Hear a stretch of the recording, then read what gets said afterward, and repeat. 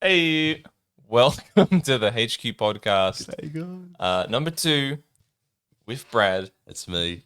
I finally made it. You made it. I'm here. I'm so sorry. I was so excited as well. You know, it's going to be the first one. There's Cam there. I had so many questions I was eager to ask him, but It was not to be. it was not to be. I made a fatal pad thai error.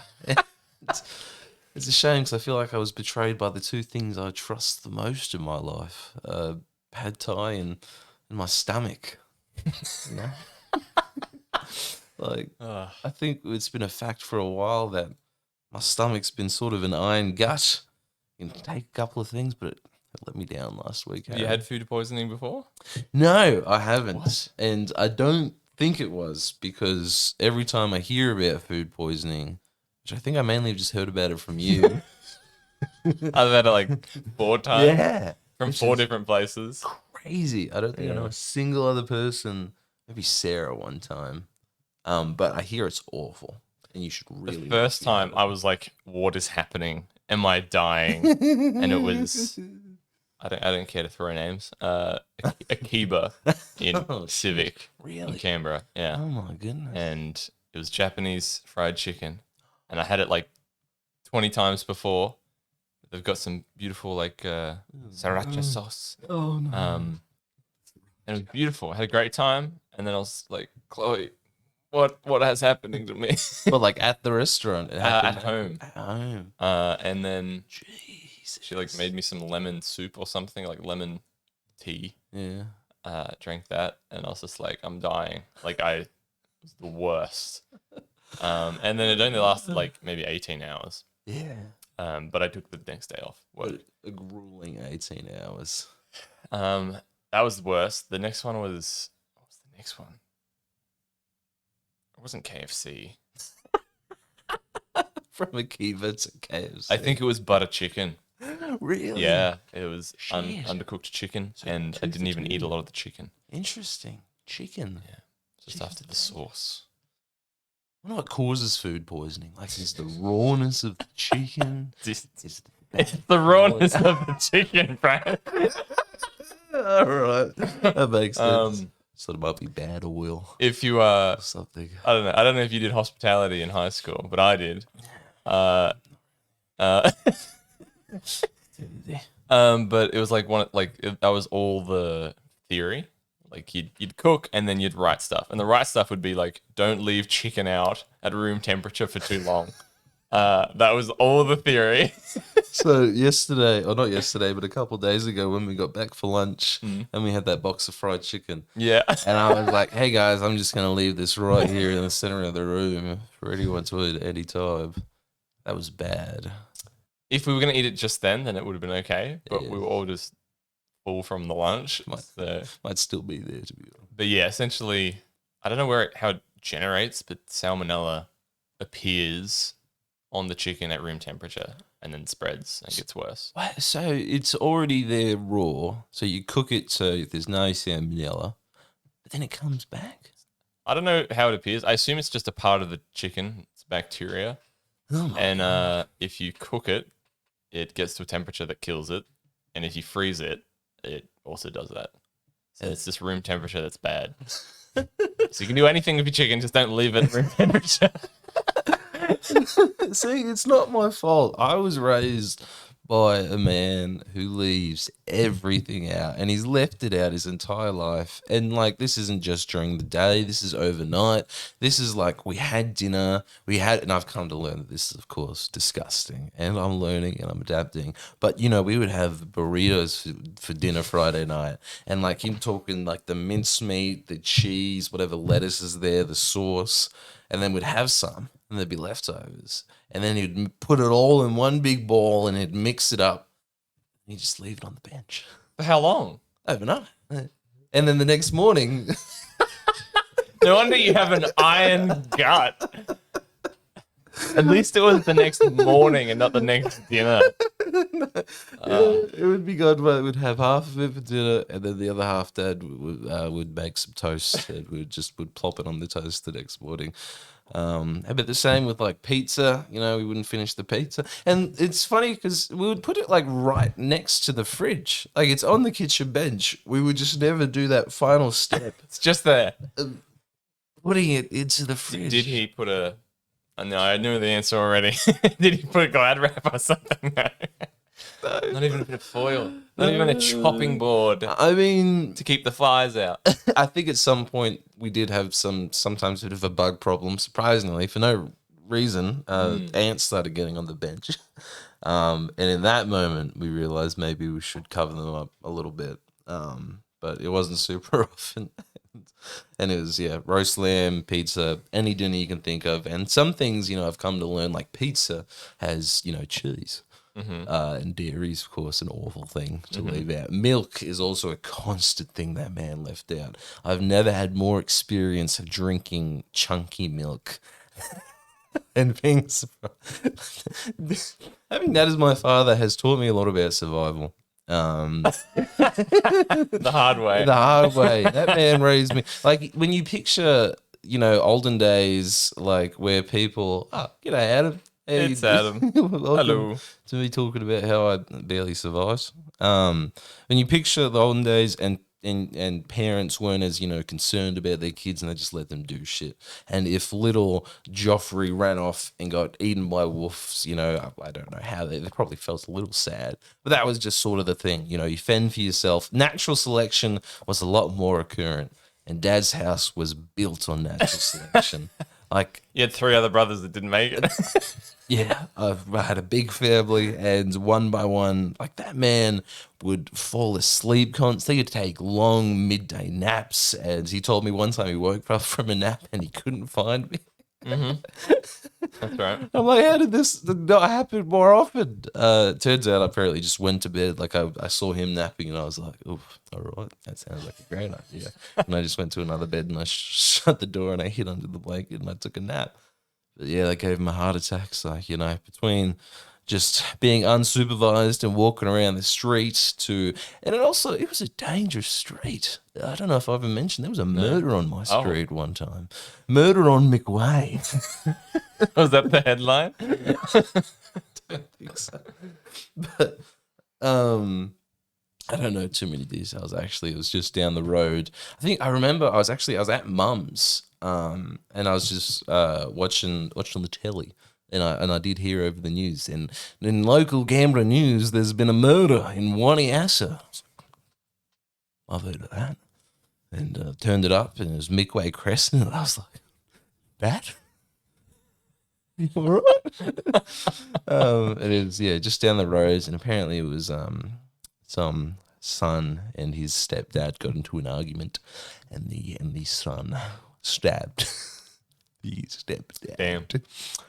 Sorry to swing it. I had so many. This has gone from food poisoning to man being stabbed. I had so many things to talk about, and not one of them was a man getting murdered on my street. It happens. Anyway, I don't want to, Dad's a lovely guy. The point of the story is put your chicken in the fridge. Your chicken. Or you'll get stabbed. In the fridge or you'll get stabbed. So that's probably why he did it. He left the chicken out. Yeah. He was like, "Father, are you trying to kill us anyway?" I don't see why we need it in the fridge. What do you mean? You're going to get salmonella. You're not scared about salmonella, or are you scared of my nose? Probably shouldn't. This is a man that actually died. We should probably not joke about this. He might be watching this, and He might be watching it. come out for revenge. I hope he's locked away.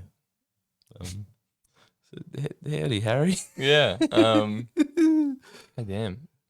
Is there I can't remember the other 2 times I got food poisoning. Oh, that's right. Yeah, middle of the food So, poisoning. Akiba fried chicken, Yeah, fried chicken. butter chicken. Butter chicken. It's always chicken, Brad. Always chicken. Pork mince. Pork mince. Pork mince. Okay. And then that caused me to go to hospital because it flared up my lymph nodes, which was masquerading as appendicitis. What's a lip? Oh, that's right. Yeah, you were like knocked out cold for a while there. It's like 24 hours. Constantly. Um, Was it only 24 hours? Oh, no, it wasn't. I thought there I was went to some the in beach and out. instead of going to hospital. Because it was me and Chloe's anniversary or something, and we went down to the coast, and I just kind of put up with it. And then I was like, as soon as we get back, I'll go check it out. And I did a urine test before I left, and then when I got back, they're like, okay, here's your test. Go to the hospital. Go to the hospital. Don't come check with me. Go to the hospital. I was like, so yeah, they thought it was appendicitis. They thought it was kidney stones. And then the head huncher of stomachs came in and was just like looking at all the tests. The radiologist, the guy that did a big scan on me, he's full of nonsense. It's not it could be appendicitis, but it's more likely a viral stomach infection. Oh god. So that could have been food poisoning, or it could have been like a bug going around.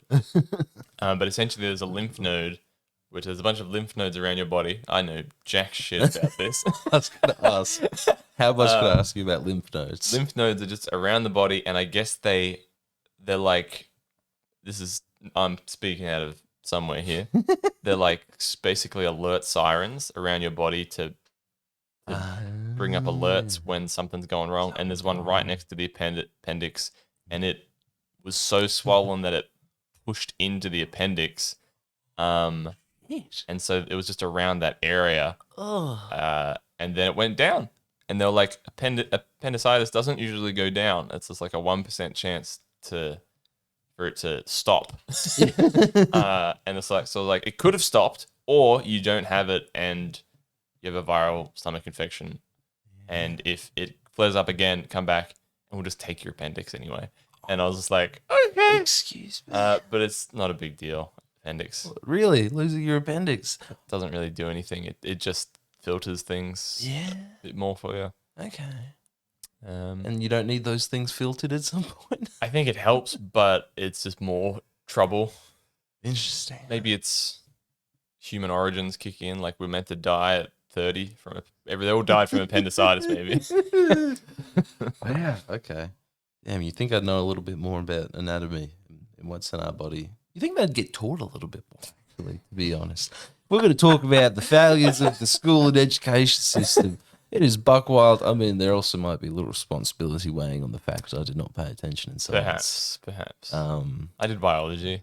Yeah. Yeah, I was going to be a vet. Oh my God. That sounds cool. Yeah, I think I had okay grades for it. Yeah. But I did the other path instead. That's the It was game development. Very different paths. Skew off to helping animals to helping little kids with ADHD. No, I meant vet. What? The skew of helping little animals to becoming a vet and then realizing, no, I'm not going to do that. I'm going to help these poor little kids with ADHD by making an incredible game to keep their attention. That little skew, that little turning point. I wonder what that was. It was how easy it was to get into the game dev school. Tell me about it. I was so worried when I was showing up to AIE. I wore my best dress up shirt. I wore my fanciest jeans. I wore like my cowboy boots. And I rocked up with my best models. You know, that one that was like a revolver but with like two little miniguns on either side. Best thing I ever made. I don't know how that would work functionality wise. I showed it to Glenn. I didn't have any screenshots or anything. I just brought the Maya project. Which was That is such a cute thing to do from day one. Did he have a laptop? Yes, or we went to a computer and I just plugged my USB in, and I was like, "Here's my handgun revolver." So if you just, I don't know if you're familiar with Maya, if you just open up the Maya project there. Tell that to Glenn. Yeah. Incredible. And that was my first lesson ever learned was, so normally, Brad, when we want to show things off, we'll take a screenshot or a render or a recording. We won't open the Anything, raw. a picture, a photograph, a photo of your drawing. phone. Yeah. So concept art, you normally don't open the project up to show me, but that's what I did. Yeah, I was. You were still better than me. Yeah. I didn't know what 3D art was, No so I just rocked up. I was like, I want to do the 3D art course. It looks cool. Based on the art they had on the cover of like the course, I almost did programming. and I didn't know what design gosh. was, so I did the art Yeah, course. same. And so I showed them my year 11 and 12 timber project, which was a portfolio about how I developed a cabinet. How I 3D modeled in real life. And I made it from New Guinea rosewood. It smelled divine. My Looking back on it, I favorites. don't know how I did it. It's really good. And like I hand cut everything. Oh my god. So like I hand sawed smooth joints and things Yes. and biscuit joints, not biscuit Yes. joints, dovetail joints, What? which are really hard. Oh my god. And so I was like, how did I not fudge that up? Because the wood is really expensive. My dad bought the wood. The wood was like $1,500. Oh my god. And he made it, and I was able to build something. And I think I had wood spare. But if I had messed up enough times, the wood's just gone to waste. Yeah. And then maybe we have to spend more money. So I don't even know why he let me do that. But he apparently trusted me. I wouldn't have trusted me. You were a prodigy, Harry. Apparently. You were using the most expensive wood and making. What did you say you made? TV cabinet. TV cabinets. What? Yeah. But I showed Tom that. Tom. Yeah. Oh, Tom. Yeah. Yeah. And then I showed him I had opened Unity and I'd made a bunch of things with primitives in Unity. I made like a circus. Oh, what a circus. Yeah, I made like a Ferris wheel. I made Oh my bunch god. dolls. It looked like Slender Man. Is what it looked like. That's incredible. But I didn't know how to do anything. I just put things in there. Yeah. And then because my mate Hayden went there a week before me, he was told to look into a program called Sculptress, which is free, shitty ZBrush. Oh, yes. And so he told me to do that. So I did some of that and then printed off a bunch of those. It's just a sphere, and then you've manipulated it into a monster. Interesting.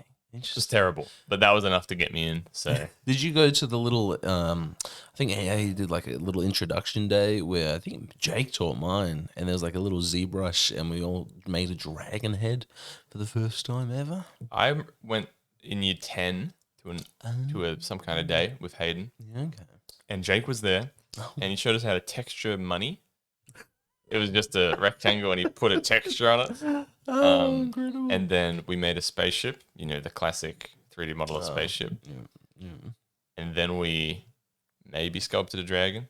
Yeah, okay. But then we were meant to edit an explosion over someone in Premiere or After Effects. And I think I struggled with that. But then the day just ended, and then we left. That is incredible. Now I'm just thinking about your other path. If Harry continued down the woodworking line, like there was The woodworking. Yeah, the woodsmanship, the man who made this prodigy TV cabinet out of the finest wood, and then the teacher was staring at it, and you were staring at it, and you were like, "No, I want to make video games." I don't think it ever occurred to me to carry on my woodwork career. If you ever have any photos, I would love to see it because I have the cabinet. you still have the cabinet. Oh my god, you never got rid of it until like Except here. my brother's. Yeah. As a gift. Just gave it to him, yeah. Wow. Because the only thing I ever made, and Lachlan can attest to this because he did the same thing, was a little CD rack, like this big, and it was literally 2 slabs of wood, and then there was a bunch of we all dowel made rods. those. Okay, Yeah. so that was a classic. That was year 7 or 8. I guess I just never picked the class up again. That's right. I think I started going into more IT related classes. Like I did this one class that was learning Scratch. Did you ever get into Scratch? Yeah, briefly. That was an absolute classic that got me going. And then I did like a light bit of 3D modeling, I want to say in Blender. And we made these it was like a set of guns. It's actually, now that I'm thinking about it, a weird So much assignment. guns in your past. Yeah, too many guns. Oh God, no, we can't talk about that stuff. It's just depressing. I don't want to come. My first episode on the podcast and all my stories are just related about my father and murder. Like that's going to paint a very poor Or picture. your grandpuppy. Or my grandpuppy. In Alice Springs, look, there was just different times. All right, let's save that. Gotta. Especially when I'm looking at a photo. That's probably what he saw when he did it. Could you imagine looking at that poor little fella, and then thinking, yeah, he's got to go. Bradley's got a gun. But it's all right. I like to think the murderous bloodline stopped at me. As far as I know, haven't Wait, killed who was your dad killed? anything. A couple of roos. Couple of what? Roos. Oh. Okay. No people. Or anything. Although I think he has a passion for magpies. No, that's probably the opposite, and a vendetta against magpies. And if he could, he was talking about getting just a paintball gun or a BB gun or something and just shooting them in the backyard because they'd come and they'd give little poopsies on his deck. And he was sick of it. And I've got a death/magpie story. You want it? yeah, I'd love it. They'll name anonymous, but they're one of my brothers. Nice. They were really into the javelin. What, like an actual? Yeah. No. All right. No. And we've got a massive property, and they would just go wandering, throwing the javelin, picking it up, throwing the javelin, picking it up, throwing the javelin. Okay. Yeah. Okay. So just practicing. Just practicing. Because they were competitive with the javelin competition. And then they saw a magpie, and they're like, and aimed somewhat near it, up on a branch, threw it, hit it, landed with it skewered halfway up it. And he was traumatized by it. So fucked up. And then they really loved animals after that. Am I allowed to know which brother? Like, or is It's it the gonna one you be- don't know. Really, the one I haven't Yeah. met yet. Interesting. I was really hoping it was one of the others. Yeah. So I can't even laugh because it's probably a very traumatic experience, like you said. And so they were it was in the tree, and he was just roughly like, "Stupid man." Well, he wasn't really aiming for it. He was just aiming by it. And then I don't think the reality computed that this would be terrible. Could you imagine being that magpie? He nailed it. He nailed it.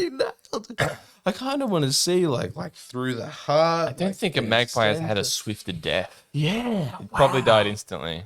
Jesus, and just the idea of just like the wind rushing, and then like I guess piercing the ground, and what the magpie's just Hanging there. Yeah, Oh, that's awful. it's gruesome. Jesus, Maybe we need to pivot the direction we're heading in the podcast. so much murder. Yeah. Well, are we getting close? Is it cool to bring up a Chisel. new subject, or no? We're still a little whiles away. I've got 3 minutes to an ad. Oh, okay. So maybe I won't bring up, or maybe we should say what's coming up after the ad break. Did we want to go through a couple of things? Some talking points. Some talking points that I thought would be fun to talk about. A couple of different areas about stories. I did have a subject that was because I've realized over the past couple of years, a lot of people know a lot more about religion than me. And I had no idea why. And chicken. And chicken. And just a lot of things in general. Thank you, Harry. I don't know a lot of things. I think that's kind of fun. I think it means I learn new things every day. And one of the biggest things is religion. Same with my partner. Same with you. A lot of people I know actually got they went to Catholic schools and they got a lot of there's actually classes that were religion classes. That blows my mind because I've never had anything of the sort. Public school my entire life. And I know jack diddly squat about religion. About Jesus. About Jesus, God, and everyone in between. I think there's a Mary. But when you get nervous, I've noticed that sometimes you say, Mother Mary, Joseph, Jesus. I just name all the people that I know. Mother Mary, Jesus, Joseph, Christ. Because it makes me feel comfortable. Believing in them. And yeah, I just had a whole bunch of questions that are just, and it's not even from just an opinion standpoint or just anything like that. I just sort of want to know about all the stories. Any of them spicy questions? The spiciest one would probably be no, I don't think they're all really that. Oh, maybe the spicy one was what made everyone believe Mary was really a virgin. Like,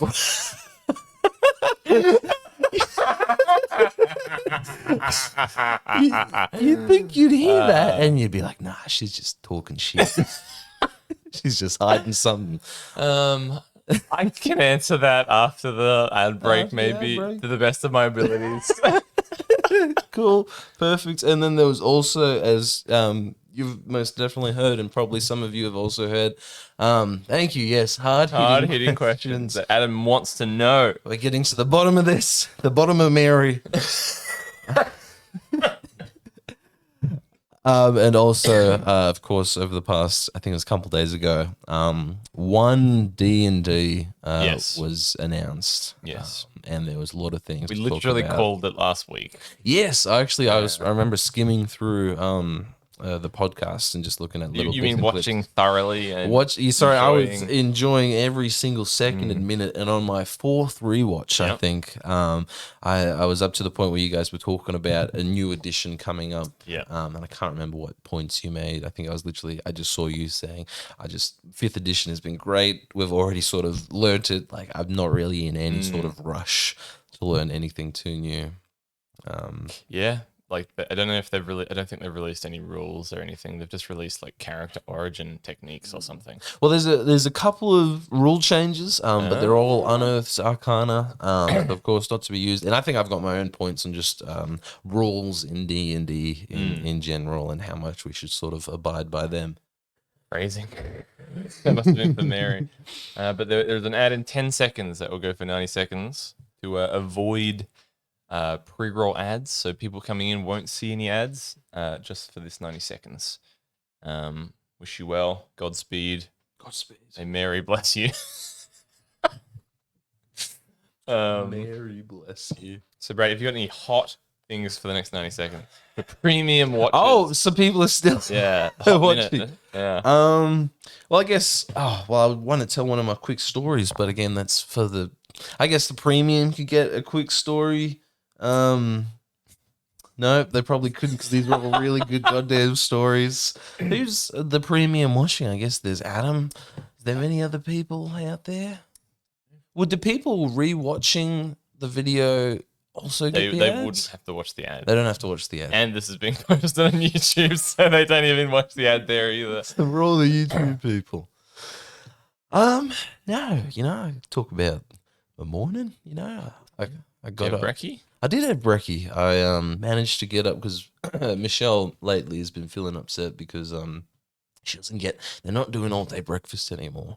So they cut off the sausage muffins at like 11:30. Talking about Macca's? Yeah, man. It's like, who's cutting these muffins? I'm cutting all day brekkie. I'm not in service anymore.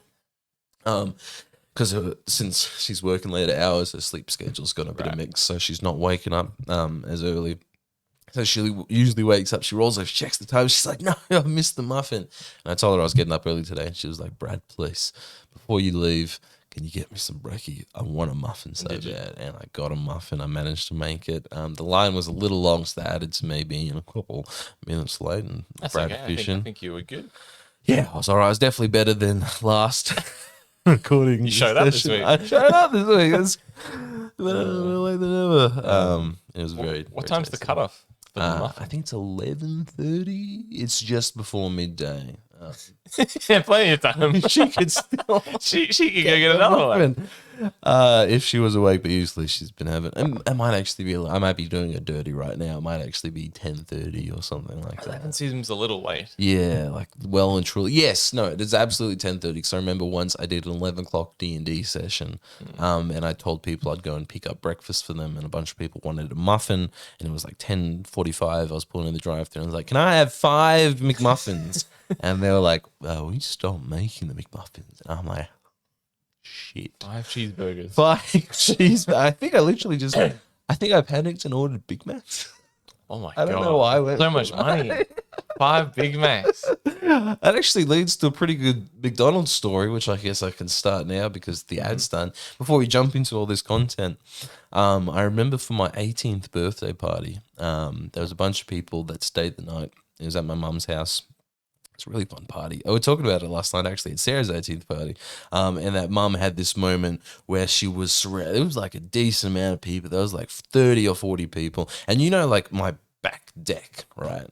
like you picture walking in At your mum's house, mum's? and in the Yeah. back deck. Now imagine like 30 people standing on that deck. Like it just goes to Well, I was at your 22nd. yes, you were. Was that 22nd? I just guessed. Last year? Yeah, because last year we did D&D for my birthday.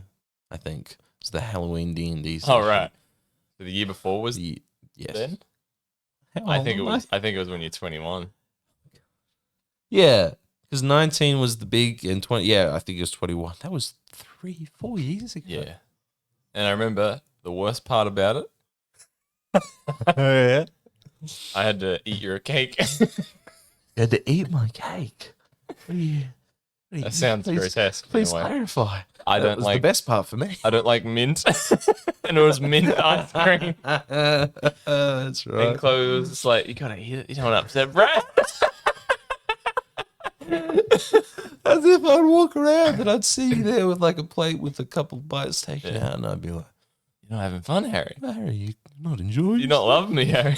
Do you not love me? There was like 50 people there. Yeah, it was fun. There was a little watch The Sandlot. of The Sandlot. Great movie to watch as a group.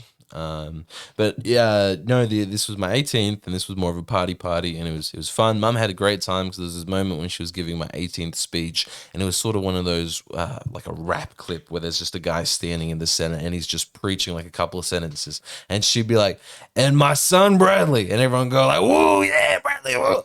He's like, "Has turned 18 today." He's like, "Yeah, 18. Walk outside you," and everybody. And it was silence. I want everybody to know. Everyone's like murmuring, like, what she wants to know. I love my son.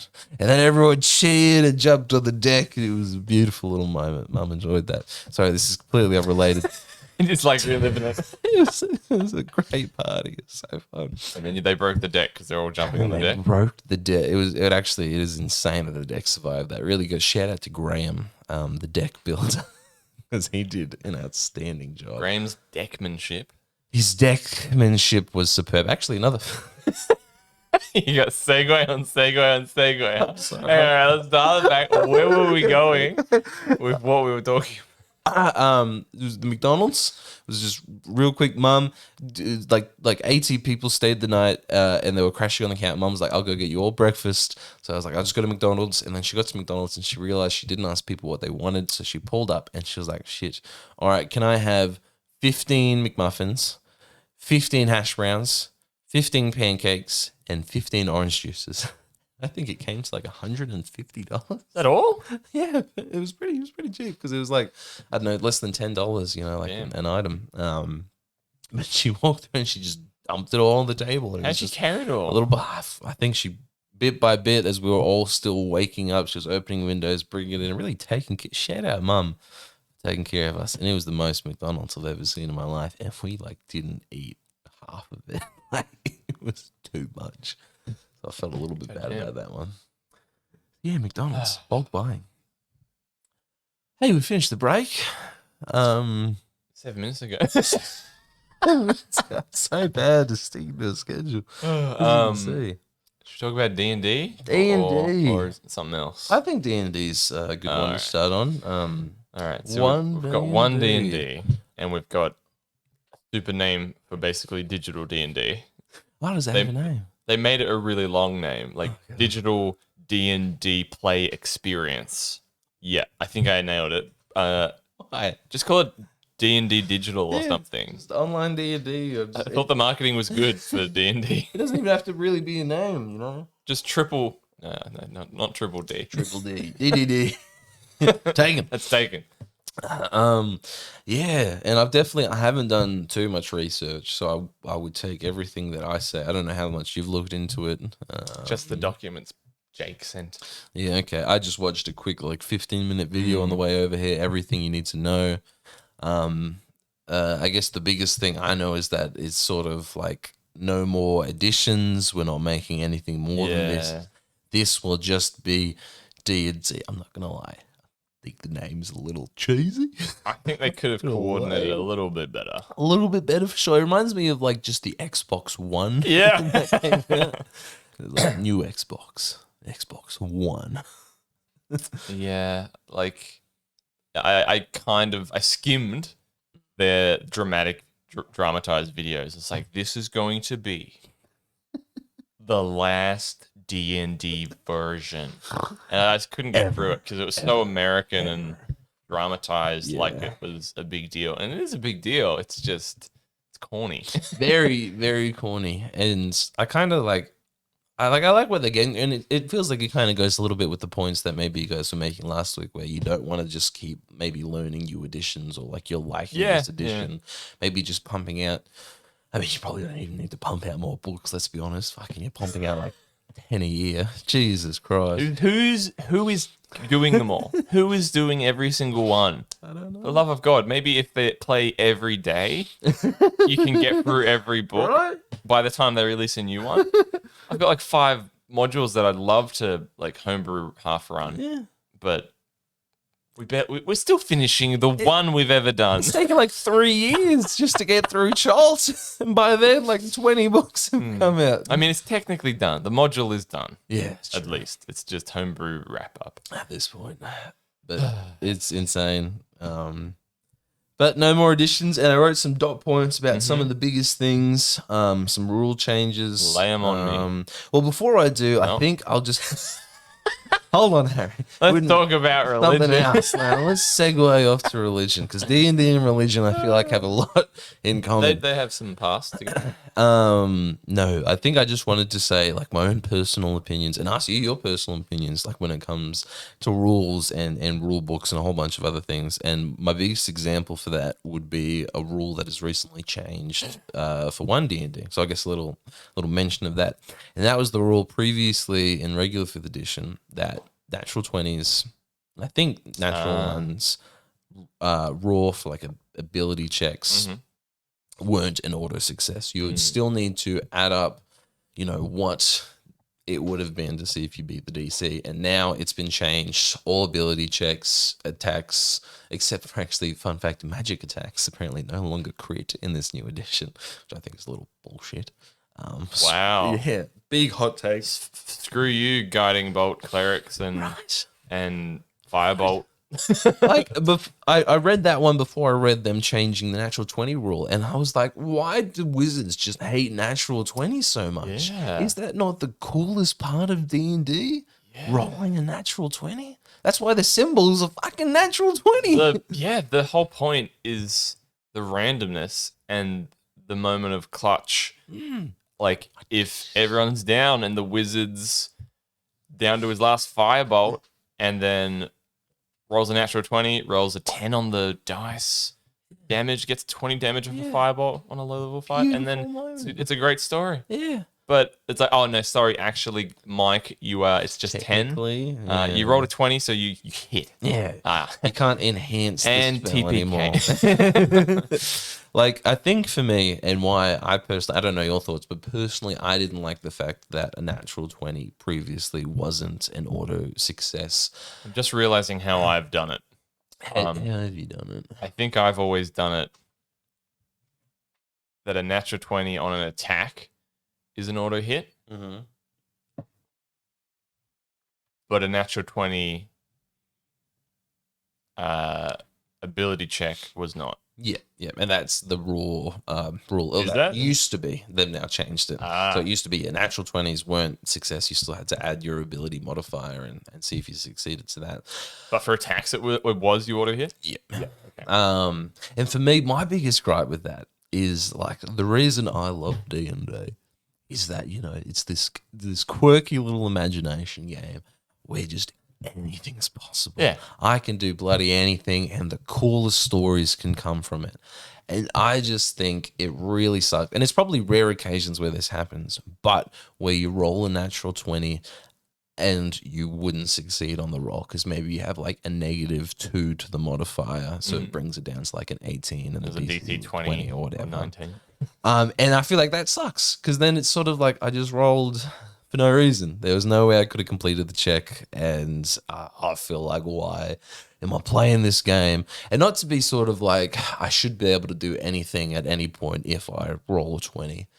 More so that I feel like the DM could take that 20 and maybe not necessarily, twist it as a success to what you wanted, it would be a different kind of success, scaled down to what you actually did. Exactly. Like I Yeah. think the biggest example given through Reddit threads and all that was that, if you ask a king for his kingdom and they're like, roll Poseidon, and you roll a natural 20, should I you already get know the what kingdom? I would do.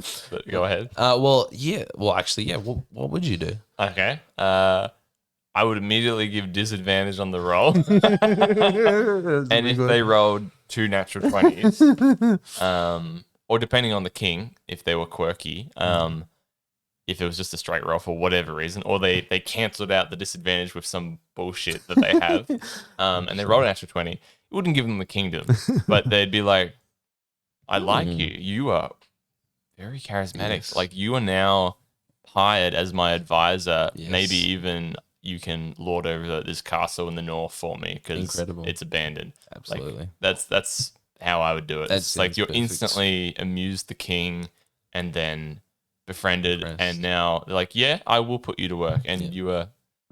Yeah, beautiful. That's how I would do it. Instead of just being like, even though it was a natural 20, the DC was 50. So, no. Yeah, the king laughs in your face. Why did you even roll? And like maybe it gets to the point where if the DC was going to be so high, maybe that's just not a point for a roll. Maybe, if a player asks, can I have your kingdom? And they're like, all right, can I roll persuasion?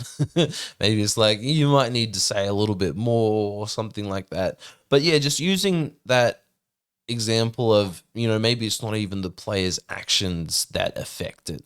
Like another example was if a wizard rolls a natural 20 to grapple a Goliath or whatever, and it's like, well, the fucking wizards are weak. There's no way, literally, that it could happen.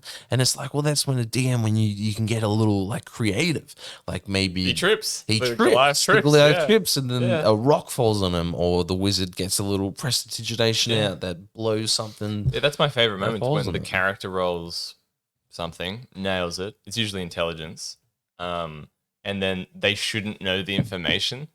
And so it's just like, how do you know this information? Yeah.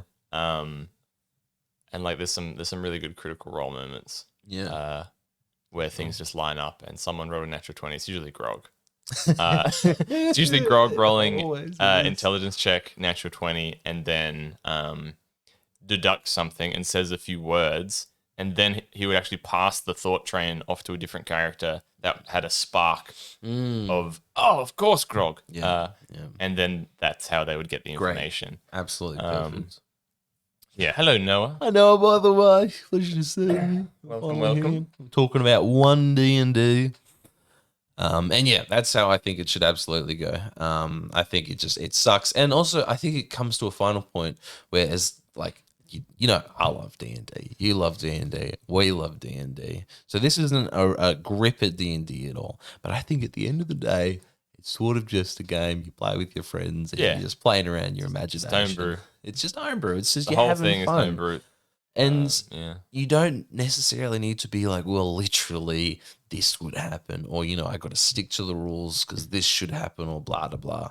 Like, I think at the end of the day, the main point is people are there to have fun. And if you're taking away people's fun.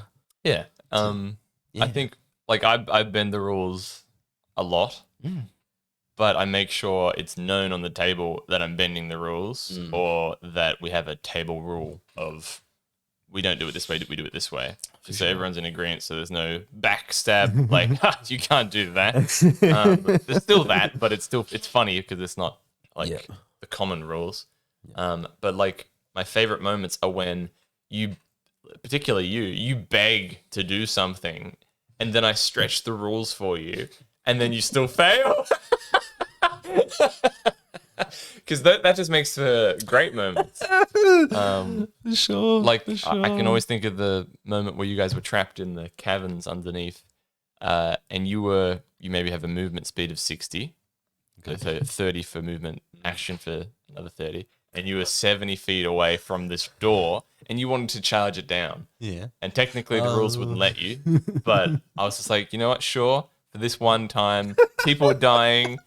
You really want to muster your strength, I'll allow you like the charger feat for this one turn, which allows you to do something similar to that. And it just means you can't do anything else on your turn because you didn't want to. So it's just like, it's not like you're attacking, then charging, and then, yeah, it's just like, and you failed. And I failed. It So was you beautiful just, so anyway. it's even funnier. But incredible, and I love that so much. Yeah. And it actually reminds me of like a Reddit post I saw where someone, I can't remember the exact moment, so I might be butchering it a bit, but they just said something along the lines of a specific class that wasn't a barbarian. It's such a brutal role playing moment that just shocked their character to the core, whether they saw someone they loved die or it was just so aggravating that the player was like, could I like rage for like 30 seconds? Because I'm just that. And the DM was like, yeah, roll for it. Let's see how angry you get. I don't know if they rolled a 20 or what, but they just gave him rage for 30 seconds. And it's just like sometimes I think, and that's why I wanted to bring this up before going through this, is the rules are there so you can sort of learn good ways to balance and manage a game. But it gets to a certain point where you know your group well enough that you know what they think that they will find the coolest. Yeah. And it's just They're more making like adults- guidelines. More like guidelines. To really have an exciting, because at the end of the day, it's just about you and your players having a fun time. And if you've got to break a rule for that, as long as you know you're not screwing someone over, as long as it's still Yeah. just everyone's having fun, then albeit. Trying to think of the rules we had. We didn't have many table rules. We had No. bonus action to drink a potion. Yeah, That's a good one. There's a homebrew rule that, well, maybe the next edition wipes it out, but I never got around to it. It was Dragonborns allowed to prove their breath weapon as a bonus action. Oh, shit. Apparently, everyone does. Really? Yeah. God damn. There's like Joe Manganello. Like in all the shows he's been, he's always breathing as a bonus action. Interesting. Because otherwise you never use that. Like no one ever wastes their action to use the Dragonborn breath weapon. Yeah. So I was like, that's kind of cool, but we never got around to it. No one ever played Dragonborn. Yeah, too scary. But yeah, lay me on some. Alrighty. So we already talked about the fact that no more additions. It's just sort of one D&D. Also, the D&D virtual tabletop. So it looks like they're organizing a big old package that'll come with a bunch of pre-made maps and other maps that you can play. And I feel like you can upload your Hero Forge model. Probably, upload your hero. Apparently, you'll be able to make your own minis in there as well. So maybe they'll work on their own system entirely. Who knows? What a genius thought of that. Yeah, I think they're trying to do just like a whole monopoly now on virtual D&D. Because there's stuff everywhere. And it's like, I Exactly. guess they're losing a revenue thing.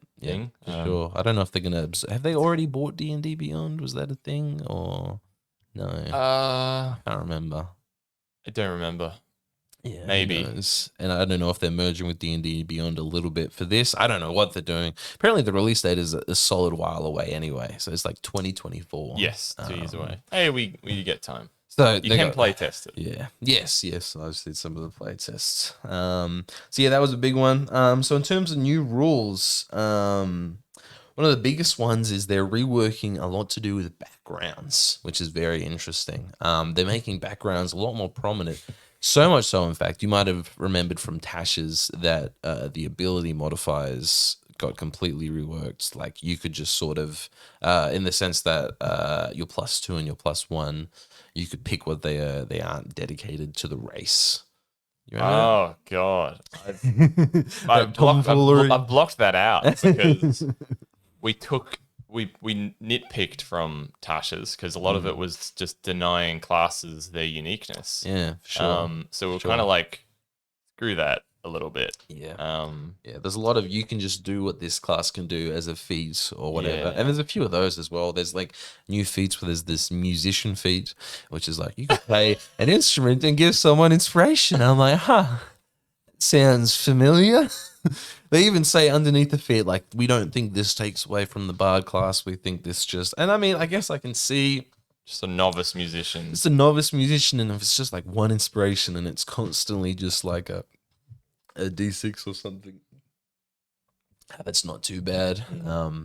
But yeah, to each their own. It can grow on me. Yeah, It can grow on me. for sure. And I guess it's always been there in a way.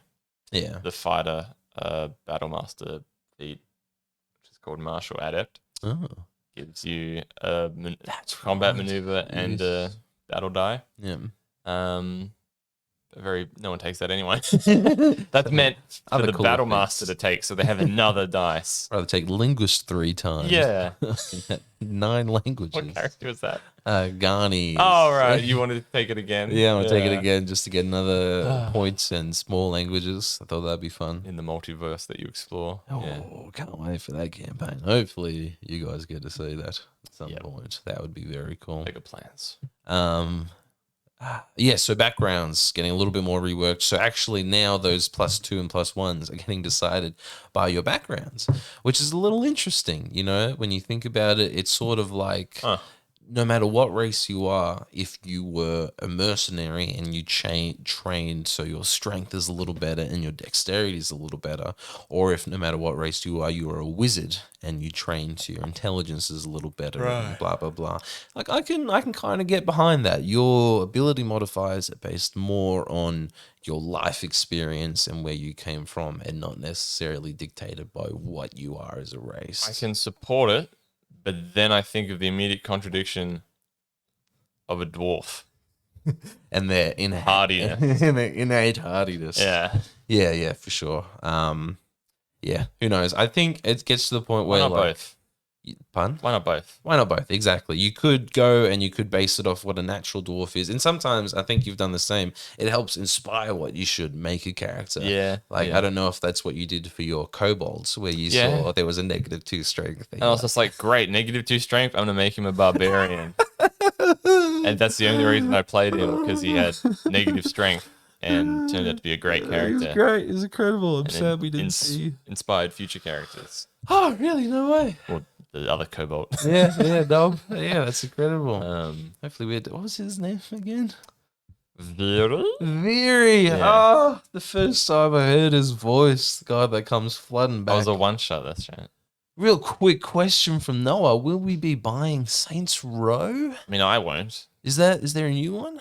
Yep, it's in the Saints Row HQ calendar, 5? because you brought it up at the start of the year because you wanted to do a cheeky geese in it. My memory is shocking. Then yeah, so absolutely. I tried actually because Michelle out of nowhere wanted to start playing GTA with me. And I didn't have GTA, but I was like, I have Saints Row, so let's do some Saints Row co-op. Fun fact: Saints Row doesn't do co-op. Split screen. At some point, they just decided not to, and they shut it Did off. they originally do it? Great question. Otherwise, they didn't shut it off. They just never did it. Just never took part. Yeah, maybe they didn't actually. I don't remember Saints Row 2 having anything, but we just ended up getting San Andreas. So is the new one Saints Row 6? 5, I think, Only right? 5? Okay. I don't think anything came out after 4, but I haven't been a part of the Saints Row committee in a while. So Saints Row 5, question mark.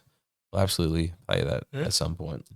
So new backgrounds, and yeah, absolutely, it's cool to sometimes have those stats there if you want to use it to help inspire a character. But then at the same time, if you want to make a dwarf that maybe they were like super sick and crippled, so they don't have that dwarf hardiness, like I'm picturing like Mr. Glass style, and they actually came with some inbuilt sort of sorcery magic or whatever, then you could do that if you wanted. I guess if they keep, like, dwarves are resistant to poison, and hill dwarves have an extra health per level, and then they leave the +1 and +2 to the background.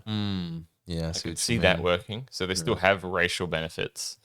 Like elves maybe still get Fey ancestry. Of course they would get Fey ancestry. But like elven weaponry, every elf knows how to use a short bow. Yeah. And then they don't have +2 to dex. Yeah. They get that from the background. Yeah. I'd have to look at it all when it actually is on display for me and be like, okay, where's this gone? And then, yeah, for sure. Because weird. I didn't see that one coming, and it's a smart way of doing it. Sure. Yeah. See how it plays out. Should be cool. We'll just have to keep playing, seeing what. And there was also, I don't know too much about it, but there was also some sort of intuition. I don't know if that's the right word. Initiative. Thank you. To try and make more custom backgrounds. Right. I don't know if there was an actual How would they do that? system How would they do that? on how deciding. Some backgrounds actually have abilities, right? Some backgrounds have better stuff than other backgrounds. Yes, for sure. I don't know. I have to actually look. I just remember hearing a bit of that in the video I watched. Unless, like some backgrounds you get 3 languages. Mm. And some backgrounds you get 2 tools and more languages and skills. Yeah. Backgrounds give you skills. So maybe there's a guide. Maybe it's like you have 8 points and you can split them across skills, languages, and tools. For sure. Which could be cool. But what if you just stack them all in language? What if you just stack them all in skills? Yeah, I guess you could do that. I guess a lot of don't work know. with the DM, saying, "Hey, is this OP? My background with 20 languages." Is it bad that I'm proficient in every skill? I'm actually a Warforged C3PO, national linguist. Apparently, the new one has co-op, so maybe that could be something. There you go. Harry. Yeah. Bit of co-op. If you want to play it, I've never really. If I'm being honest, the only experience with Saints Row is I was over at a mate's place in high school. Yeah. And he was in the streets in a bunny suit and he started murdering people with sex toys. That is incredible, and I was hoping it would be that way because I'm assuming that was probably Saints Row 3. Oh god, an ad starting in 50 seconds. Don't worry, there'll be more One D&D content because we've barely scratched the surface. Because I'm awful at staying on subject. In fact, I think this might have been our last ad break, but I guess we can just keep going. Yeah, you keep going. Real quick, the Saints Row thing is Saints Row 2 is very different to Saints Row 3. Is I it don't know censored or it was uncensored? not comedic at all. Like, it was an actual serious gangster game, and there was gangster moment. Like, there was some like exaggerated characters in that, but there was some dark scenes, specifically one where one of your lieutenants gets tied by a chain behind someone else's car, and you're chasing after them to get them, and the guy is driving away with the guy at the back. This really sad scene about where you finally catch up to him, but he's too far gone, and you gotta put him down. It was really sad. And then the next game has like aliens or something. Yeah. Next game is like aliens and beating people with giant dildos. Yeah. So what does 4 have in store? A perfect mix. it might just be. They kept going with that exaggerated sense. Like, the fourth one was you become the president. And the fourth one's aliens. The third one's is more rival gangs, but across different continents. You sort of spread across. But the fourth one's is, you become the president, and aliens come. You got to fight the aliens, and a whole bunch of things. You get put in this like Scarlet Witch sort of sub-reality. You're like, wait, this isn't So me. you did I'm watch a that? gangster. No, I just know she's in her head. And some spoilers, I think maybe. It's pretty old. So yes, I'm very curious to maybe play Saints Row 2 with you for a bit. Do a cheeky gee. Cheeky geese before Saints Row 5 comes out, and seeing if they continue, because it was huge. Like, it was Saints Row 2 and it looked really old, and then this trailer came out of nowhere. I'd say we could play the trailer, but it would probably get us copyright striked, unfortunately. Maybe even just from the music, because it's got Kanye West's Power. The great song. I loved it. It was an incredible trailer. Got everyone so hyped, and the game came out, and the graphic update, and it looked incredible. It was wild. It was beautiful. And yeah, it just went a whole new level of crazy. I think that is an under-talked about and underappreciated divide between Saints Row 3 and Saints Row 4. No, 2 and 3, sorry. Yeah, we can take a look at it. In Gotham Knights, have you heard about Gotham Knights Have at you? all? I do not know Gotham Knights. Is that Batman? Batman. It's pretty cool. I'll bring up some imagery for that. Cool. Continue without an account. Oh boy. What Oh, have I no. done? Where's the guest? It's Got not to be guess. purple. Guess mode. There we go. It's essentially a 4-player Batman. Gotham Knights 4-player Batman. Wait, can I content inappropriate for children? Hide your kids, hide your wife.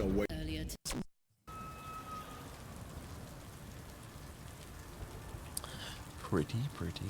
Like, same universe as like Arkham Asylum sort of thing. I never really played any of those games. I just played Injustice. Bit of Watch Dogs. If you're watching this, I'm dead. Batman, no. Yeah, Batman. Batman. Is that Batman? Yeah, that's. I'm gonna guess Red Hood or.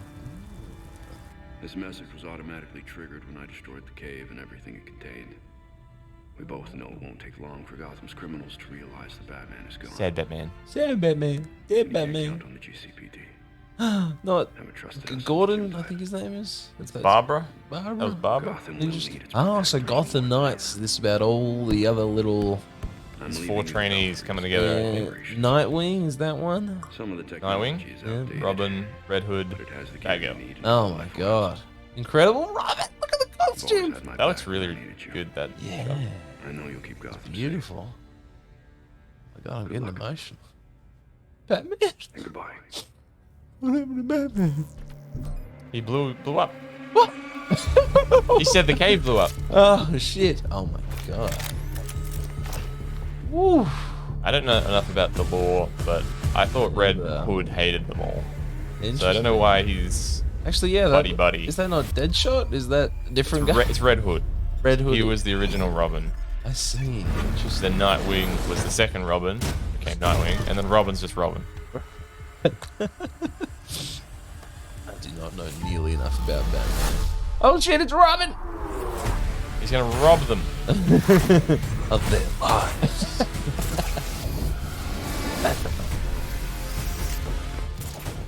Yeah, I'm really curious about how it's all gonna work.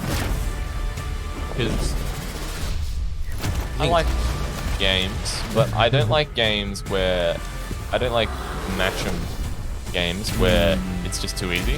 For sure. So if it's too easy, then it's just like I don't like it. Yeah, I remember when I briefly played a bit of Arkham, that's sort of it. I just pressed the square button over and Yeah. over, and it jumped me from fucking enemy to enemy, and I was like, oh, this is easy.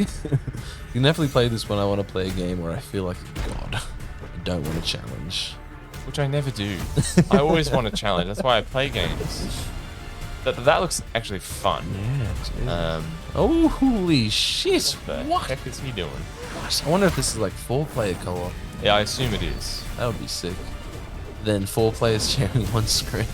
Oh, I doubt it's split screen. Ah, But it's like of course. 4-player online. Yeah, of course. Yeah, that could be bloody fun. It's the freeze. Breeze. No. Gotham Knights. Damn. Oh? Maybe Batman Okay. lives. Maybe that's the plot twist. No one talks about them. Why is it a little girl's voice? Why is it a little girl? Who's this? Oh, Lex. Not a whisper No, that's word Superman. is said.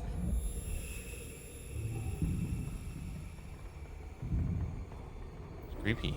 I like it. Or Yeah. if you try to crush them, It's making me feel like there's a new villain that I've just never heard about or seen. and a town strikes you dead. Oh, okay. Is that the talent I heard? Who knows? Step into the night. Interesting. Batman is dead. Spoilers. Oh no. Yeah, I wonder if that's on a previous Batman game or something. Who knows? Who knows? Interesting. Yeah, that sounds very cool. I would absolutely be down to maybe check that out at some point. Do a little 4-player On thing. some kind of HQ couch situation. Oh, rest That- in I peace. posted the TikTok and shorts yesterday. I saw They that. went pretty well. Nice, I beautiful. just need to release stuff. I never thought about Cam's orange in a bath situation. Do you partake? No, I've never partaken. Has it inspired you? I don't have a bath, unfortunately, but I might have a shower. An orange in the shower. He said that was a similar He said thing. the orange in the bath is more of a bath thing, and the shower's for burgers and fries. Why are you eating a burger and fries in the shower? He hasn't got time. He's got to go. Interesting. Yeah. It's me, gosh. I've Thanks for joining it. G'day, welcome. Don't worry, you haven't missed much. How do you even label what we talked about in the first episode? Well, the first few Sorry, sections. first section. Second section was absolutely. me about my winner. I get to experience it live. That's how it works. Oh, it feels even better hearing it. The wiener is with Chloe, I believe. Vacated the safe. premises. Nice. Should bring the wiener up for the podcast one time. Yeah, should have a Little wiener center guest. cam, and he's just sitting here. Yeah, what did we cover? We covered food poisoning and what to do with chicken. Yep. Don't leave it out Don't leave it overnight out. and eat it Case the you next didn't day. know. I heard about that poor story about the magpie and the javelin. I'm not sure if that's surface memory knowledge for Mitch. Yeah. If he knows what I'm talking about. But Yeah, okay. that's- Was he got- maybe he will. Oh god, that's still just insane. Just Yeah. watching that happen, and I wonder if there was a moment where you're looking at it and you're like, "Is that gonna hit it?" And then crack shot. And then we got into some D&D, briefly dabbed on religion. Yep. And we're talking about Saints Row and Gotham Knights coming out. But back to a little bit more. We'll finish. D&D. Let's get through some D&D stuff. All right. Yeah. Let's finish off my last few points. One of the new things was new magic types. So there's still scores of magic, but in the sense of that there isn't magic lists based on class. There's magic lists based on types of magic. And there's 3 types of magic. There's divine, Mm-hmm. primal, Mm-hmm. and arcane. Okay. And then just depending on what How dare they use that word? Primal. Primal I was magic. using that word Were you? in our campaign. So remember The swords. swords. Flaming swords. Oh, were they primal? Yeah. Oh shit, really? They probably Oh, dipped back a couple of versions to get Damn. primal magic. I see. But I already Interesting. grabbed it. Damn it. I'm assuming that was more from like sorcerers or bards, like innate Yeah. magic is primal Old magic, magic. old magic. Old Warlock. magic. So like I'm assuming based on like because Unstudied magic. unstudied magic, but also just the sense that magic was controlled by the intelligence, wisdom, or charisma. Primal being like more charisma based, more the insides. Intelligence being arcane. Things that just happen. Is wisdom Really. being divine? Wizards arcane learnt. Yeah. So divine, primal, arcane is where the magic will be separated. Used to love honey chicken with all the soul. Had my first food poisoning first year in Sydney. Hadn't had it since. No, what honey chicken getting ruined for you? That is all. It's all just chicken. Where food poisoning comes from? Yep. Bad chicken. So And if it's not from the chicken, say if you had lamb and it got you, what happened? Incorrectly prepared chicken, and then they went and worked on the lamb. contaminated with the lamb. Yeah. Interesting. So chicken can not only give you salmonella, so chicken can hurt you with salmonella raw, and they can hurt you with food poisoning cooked. So chicken's just dangerous. It can happen a million ways, but what probably happens with cooked things is they're put on a thing that was used to cut up raw chicken. Ah. Yeah, chefs are silly. Oh, the sometimes. first thing you learn. Like, Yeah. I feel like I remember being 10 years old and my mum slapping my hand when I tried to like cut an apple on a Yeah, that's like the worst thing you can do. Vegetables on raw chicken board. raw chicken. Ugh. Yeah. Okay. Interesting. So avoid chicken to avoid food poisoning. Stop eating chicken. So just stop eating chicken. Okay, but yeah, they got 3 sources of magic. Divine, primal, arcane. Interesting. So there's probably a bunch more feats that come. I can see myself hating that. I can really see myself hating It that. feels like it narrows it down a lot more. Yeah. And again, because it's so you don't have wizard spells and I guess artificer spells and It's my biggest fear, which could come to fruition, which is they oversimplify D&D, so Yeah. it's more accessible, but then they make it boring. yeah, everyone can just do anything. Yeah, that seems super lame. So I hope maybe they have cool subclasses which narrow things down. Yeah. Like you've got to narrow things down because then what's the point in playing a class if any class can do this thing? Yeah, for sure. So then, For sure.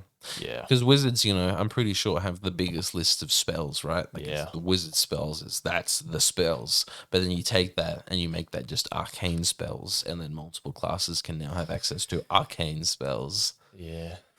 Not too And sure. like there's already a lot of mix over. Like a lot of classes can all do firebolt. A lot of classes can do shield. yes, But like command. there's at least like in each level there was like 3 spells that were unique to the wizard, unique to the sorcerer, unique to the bard. Yeah. Especially the higher level you got. Yes. Got crazy. Yeah. So I'm hoping I like it, Yeah. but I can't judge it yet because I haven't dived into it. Yeah. Yeah. Um, At a base judgment, I'm scared. It doesn't look too great. No, I'm scared. It is, yeah, just dividing all the magics into 3 areas, and that's So would they not have schools of magic anymore? well. They would still, They'd still I have believe, those. have schools of magic. It would just, yeah, you would have, which would be weird because divination. So you would have divine divination spells. Yeah, I know what they mean. They're doing like the Critical Role, holy, and arcane magic. So like, yep, god magic is is divine, and then arcane is man-made is arcane, and now they're revealing primal, so primordial magic, basically. yeah. So who knows? Adam is scared as well. Who knows? Glad you agree, Adam. It's a little. I mean, change is always scary for sure. Yeah. And again, just keep going back to the same point. We have a way which I think is a really great way to play D&D, and you don't have to change that just to adhere to new rules. Let's just or finish anything. all our planned content in the next 2 years. Yeah, and then before then it we comes can move out. on. Start a new Critical Role going Yeah. from Pathfinder to 5th. Yeah. We'll go from 5th to 1. I think they should have just called it D&D. Yeah. Like they're just this isn't D&D 5th edition. This isn't D&D 6th. This is now just D&D. D&D Infinite or something. D&D Infinite. Well, they've already got D&D Beyond. D&D True D&D. True I don't D&D. Who knows? But just one D&D is a little cheesy. Or just the one D&D. Yeah. They didn't add the. Yeah. So that was another one. 3 more real quick ones. Oh no, 2024 release date. Already covered that last 2. Reworked inspiration. So they've written how inspiration isn't as they believe it's not as used as it should be. Like DM inspiration? Or DM, Bard inspiration? DM given inspiration. Okay. Which I guess just depends on campaign per campaign. I think you're pretty good with inspiration. Like I think you have it at that perfect sweet spot of where it's not like every other session. No. But there have been beautiful character moments where it is truly deserved, and now I remember those. Yeah. Moments we got inspiration.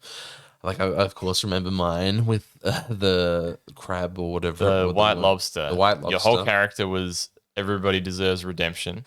And you did not exclude this white lobster. Even this The white lobster came in the middle of the night, bit you on the finger, and you were like, and then you released it back into the wild, and then it immediately got eaten, I think. But you just got inspiration. I gave it a second chance. Um, There was another one with Claude at some point. I'm trying to remember. I can't remember what he did. If it was something with Janice or oh god, it's before Where he got were into you? the tomb.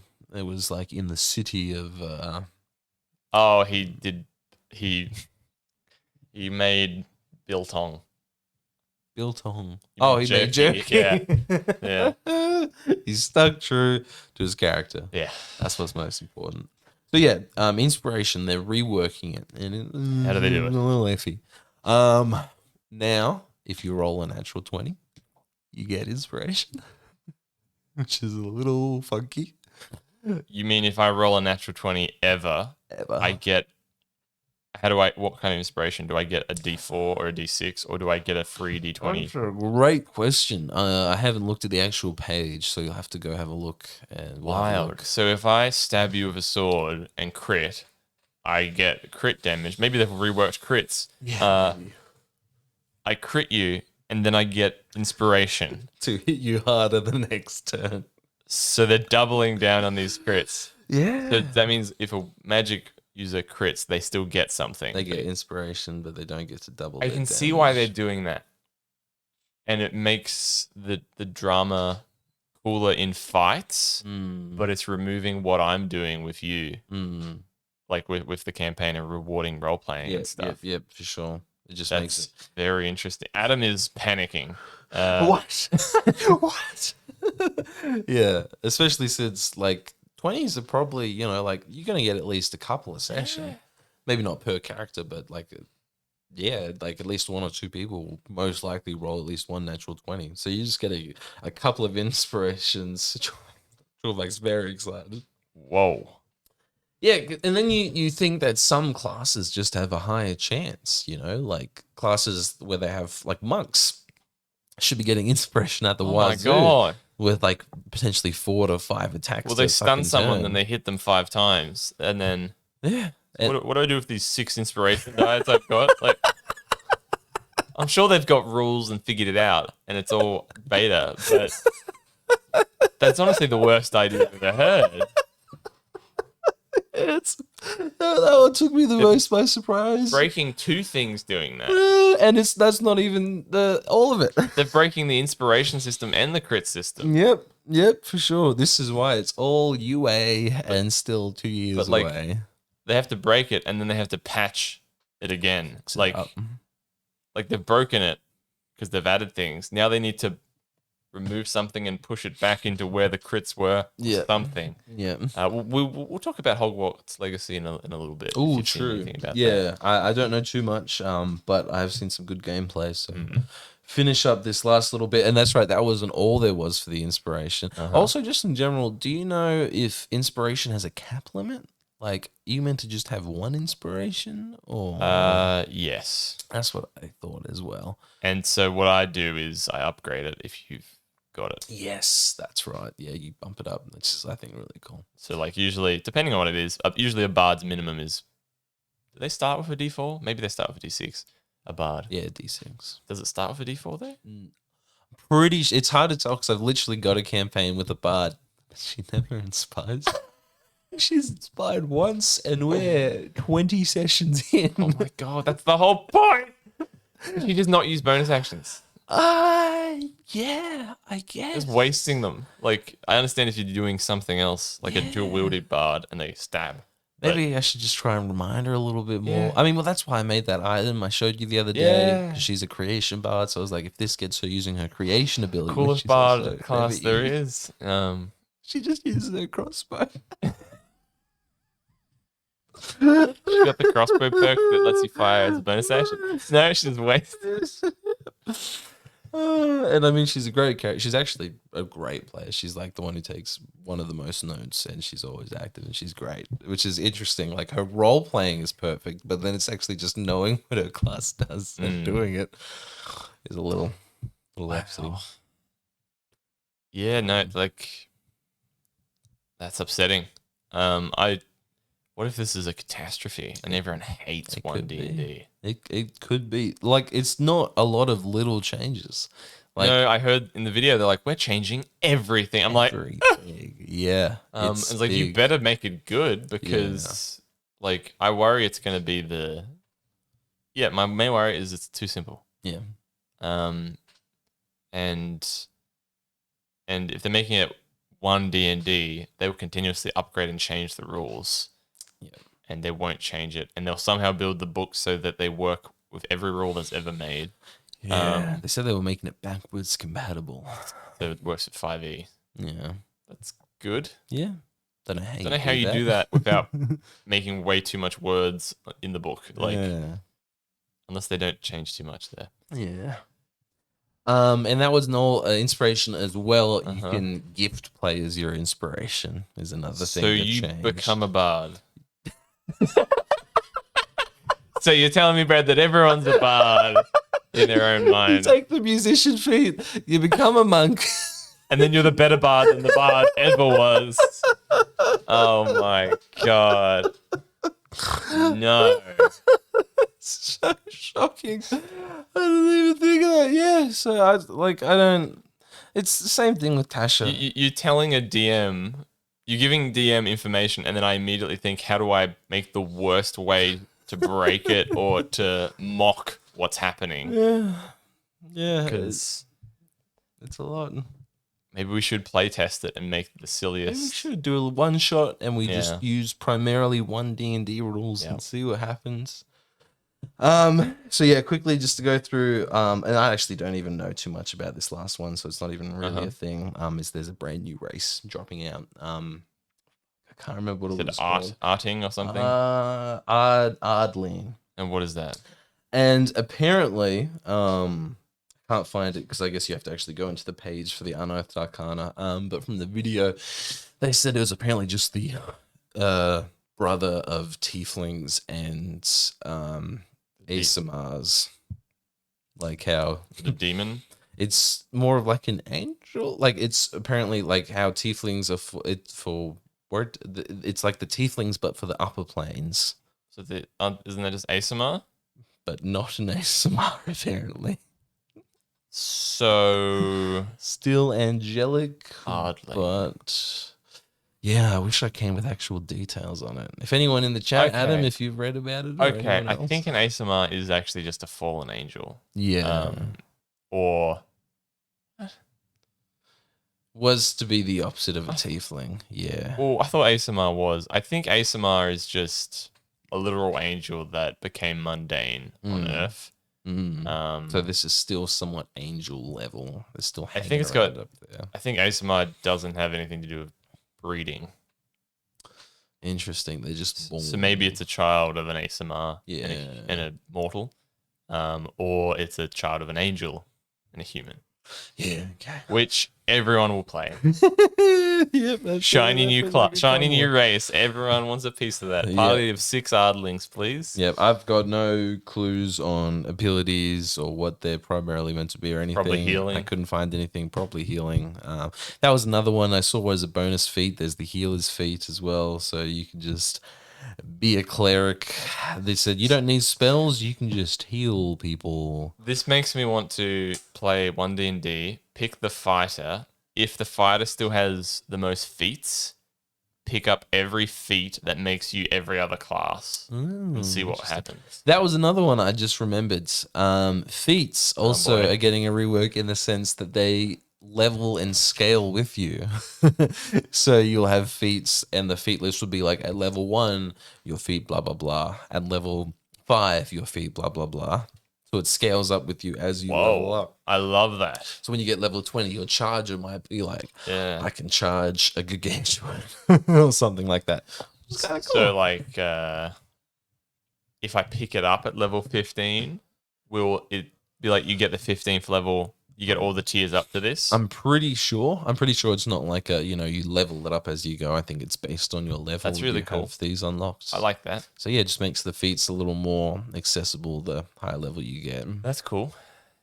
Because I guess there was some feats where it's just like, this is really useful early game, and really useless late game, and vice versa. Yeah. Like I'm picturing the linguist, and it's like You get one language, one then language, you get two and then you languages. get a third language, and yeah, other stuff. But that like reduces its power early on, probably. Yeah.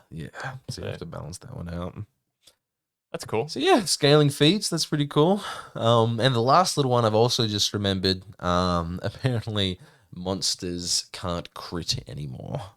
That was another one. They thought monsters critting was too balance breaking in combats. Like you're planning a combat, and so no more crits for you, Harry. You hear that, DMs out there? I hope you don't enjoy rolling natural 20s, because you're not gonna get to anymore. I take back what I said about the inspiration critic.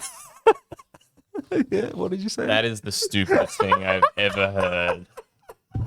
Maybe it's like, well, we can't have monsters get inspiration, so we'll take away their crits. We've already decided this new rule.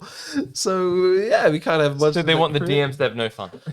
Yeah, they don't want you to enjoy your natural 20s. They've, like, I've seen some posts where people are like, yeah, I've balanced a combat, and then I've rolled in 6 natural 20s, and the combat's gotten unbalanced. That makes it awesome. But yeah, that just makes it a brutal fight. And then you're like, shit, okay, so we need to start thinking about running.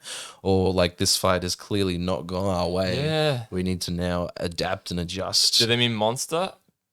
Like literal monsters or enemies? I think just enemies. In general. What? So if I make a human, he can't crit you. Okay, I could be wrong. We might have to look into that a little Okay. bit more. Otherwise, never use monsters again. Just use rogues and stuff like that.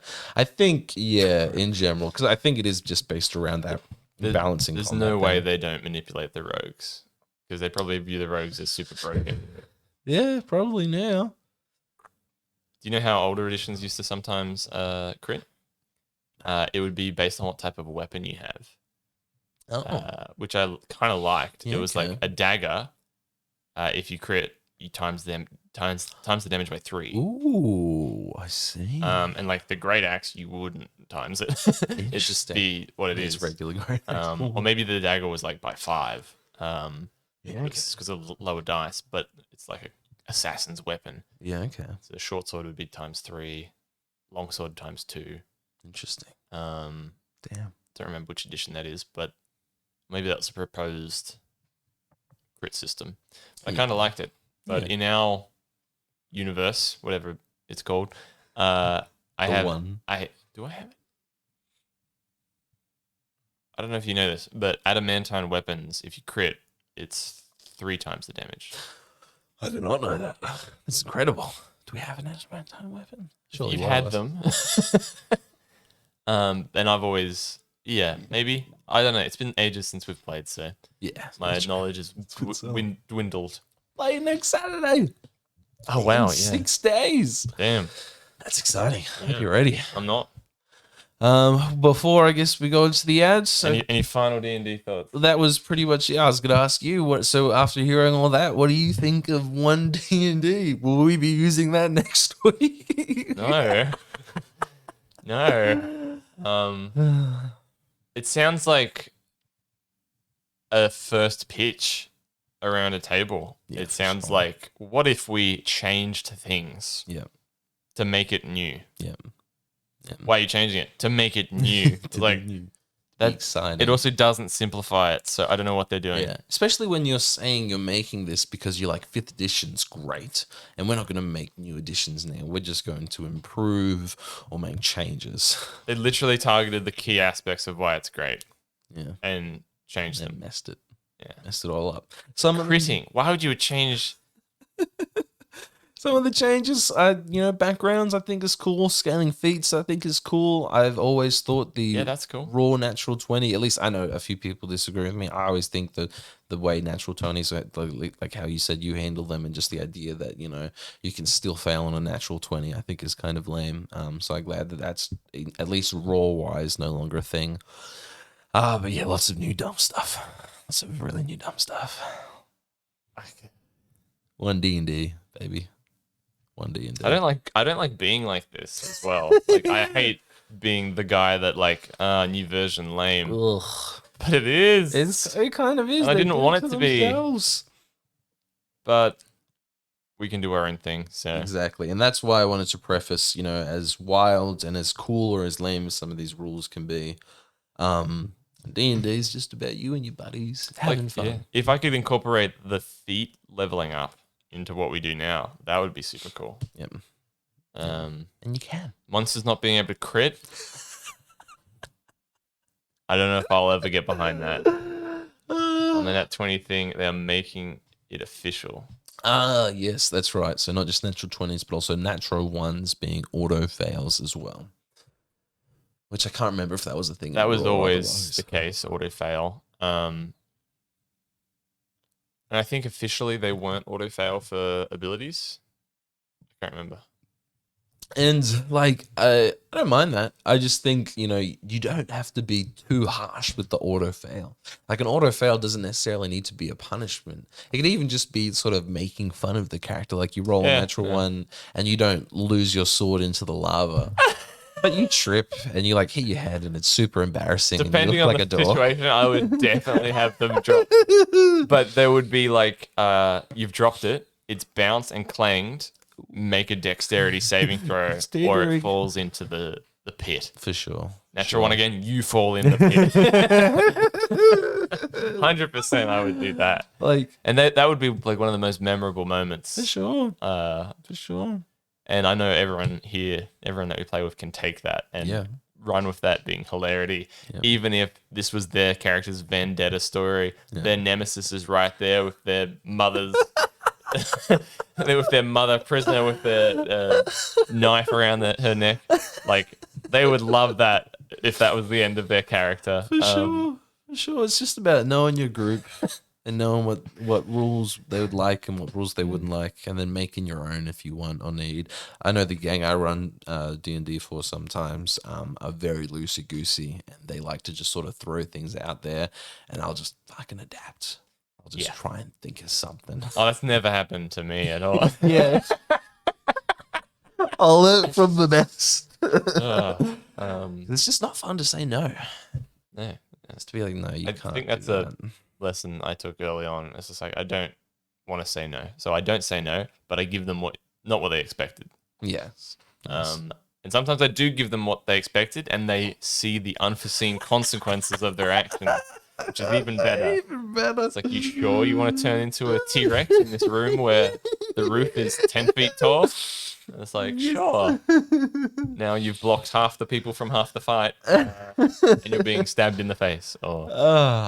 Incredible. So One D&D, One everybody. D&D. That is Holy Guacamole's official first-time reaction. And I guess we'll just stay tuned with more updates, you know. Maybe if you keep following it and bring me back information, I'll happily react to it. I'd like to actually go through and I'll read the document properly so I can come back with like actual, yes, this, and this. This is a combination of the one YouTube video I watched and a guy I play D&D with who was spamming the chat with a whole bunch of things. Were they excited? Bit of both. I think they mentioned the raw natural 20 and they weren't too excited about Raw that. natural 20, what does that mean again? The fact that it is now an auto success. Sometimes I just say words For ability checks. for everything now, Well, no, it was. except for magic. It was for attacks. Yes. But it wasn't for ability checks, so now it's for everything, including saving throws. Is it interesting? That was the one thing I thought it was never correct. Actually, I could be wrong on that one, but I'm pretty sure I read ability checks, attack rolls, and saving throws now are automatically a success and a failure on 20s and ones. Okay. Which, again, just played the. I think a lot of that comes down to how the DM interprets the dice, and as long as the DM is just given a sick story, If I'm just picturing a million scenes flowing through my head. A crippled one-legged gnome with -4 dexterity and a dragon that breathes fire, and it somehow makes the saving throw with a natural 20. It's like, how should it? Does it do a sick acrobatic twist and a flare and gets it? No, a bit of rubble falls from the roof, hits like a bit of the flame, and then they're perfectly saved and separated. It probably falls based on someone else's attack in a former round, and the environment saves them more than them. I think people don't take advantage of the environments enough, and even just like your armor, or just the fact describing a miss as just deflecting off, or like you still hit, but it's not necessarily hit. It's not all dodges. It's not all dodges the entire time. Just don't be afraid to just be fucking descriptive. I think that was another thing is. It was a big point I've read a lot is that once combat halts, as soon as you hear roll initiative, the role playing stops, the storytelling stops, and you're in a combat system. That's why at least why I loved Critical Role when I first saw it. Yeah. Back in whenever season 1 was. 20-something. Yeah. But that doesn't necessarily have to be the case. You can still very much have cool storytelling elements. You can still role play. You can still treat the combat as fun. Yeah. You don't have to now be like, all right, I cannot die, or this is now a game where I'm working against you and I'm trying to beat you or something. I think D&D is always just about telling a really cool story. Yeah. And that's what I'm very excited. We got plans. Oh yeah. To do some streams as well. Oh, I can't wait. I'm getting goosebumps thinking about it. Yep. Look at that. I'll maybe talk about it next Saturday. Oh, heck yeah, true. Because I guess We won't be streaming that one. No, we won't be streaming that one. Well, that's on a Saturday. But yeah, podcast the day after. You can talk about anything cool that happens if someone dies. Last D&D talk, just because we were talking about it briefly in that Mimi situation. I'm just curious. I've used lava campaign. Have you used lava when you've been DMing? No, not yet. Have you been scared to use lava? A little bit. I was scared enough when I just had a moment where there was a big drop and someone could just fall. And I was like, oh shit, just like lava. This feels like this could be an instant death situation. I remember your lava. It killed the man. It killed the man. It burned his feetsies. Well, he just kept getting grappled and pulled in by a dwarf that was immune to lava. Yeah. An Azer. And the guy being grappled just wouldn't succeed on his damn checks. And you were a gunslinger just shooting other people instead of that guy. What was I doing? Because I think I might have had the dropping feet as well to maybe Wing them. wing them. Oh, I think you can't did wing them. remember. And then they just got up again. Bastards. Yeah, because I think maybe the turn order didn't work out too, because it was like me, then them, then Gatlin. I'm excited to get back to that. I'm just excited for a sure. close-up of you panicking on what to do in your D&D move. Oh, And can't excited to wait. get Migosh in for some live scoring of music or something. Oh, the first time I heard that idea, that is just the best live scoring D&D. That sounds incredible. It's like, you ever watch Whose Line Is It Anyway? I did, yes, a couple of episodes. They do a hoedown, but like it's just a live band that just mostly improv. Oh, yeah, okay. A lot of them is like all stuff they've already played, but it's just live. It's cool. Yeah. They can improv stuff, and the band will know what to do. Nice. All right, we should move on from D&D. Yes, and this probably might be my last 20 minutes pre-ad break before I should probably chuff back home. So He's chuffing. what were we Keep going. we got 20 minutes, 20 rough minutes. Want to just talk about Hogwarts Legacy? Yeah, it looks pretty cool. I saw a new trailer where a wizard or the playable character pulls out from their pouch the plant that screams, Oh, yes. Mandrake, The Mandrake. and then it just goes, and then everyone else around just goes. God, if you can use that in like a multiplayer It's an sense. item, yeah. That'd be so funny. I don't think it's multiplayer. I think there's just like an arena that's multiplayer. Oh, So it's a okay. story mode, which is I like. Yeah, for sure. Lots of multiplayer games nowadays, so it's nice to have more of sick of an them. open worlds, but your open worlds, and still like a refined open. Like I can imagine it's still going to feel very big, but it's sort of just Hogwarts. You're not going from desert to mountain to whatever. Do you know what the story is about? It's about the Goblin Wars. Oh, A few hundred years before the Harry Potter setting. okay, interesting. So it's like the bankers. Yeah, I was going to say It's them, Gringotts is but that. evil. Oh, wow. And like using primal magic. Like so they do some magic without wands and stuff. That's right. Little goblin thingies. Oh yeah, goblins. Elves. Goblins, not elves. Do we have elves in Harry Potter? I don't remember. seeing Dobby. any.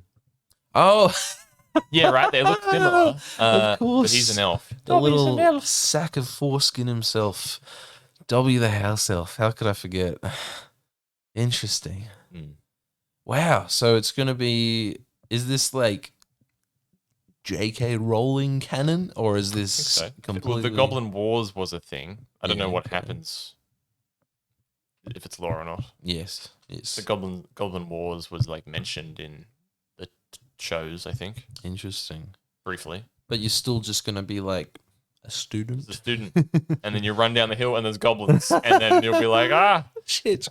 Vada Kedavra. That sounds very fun.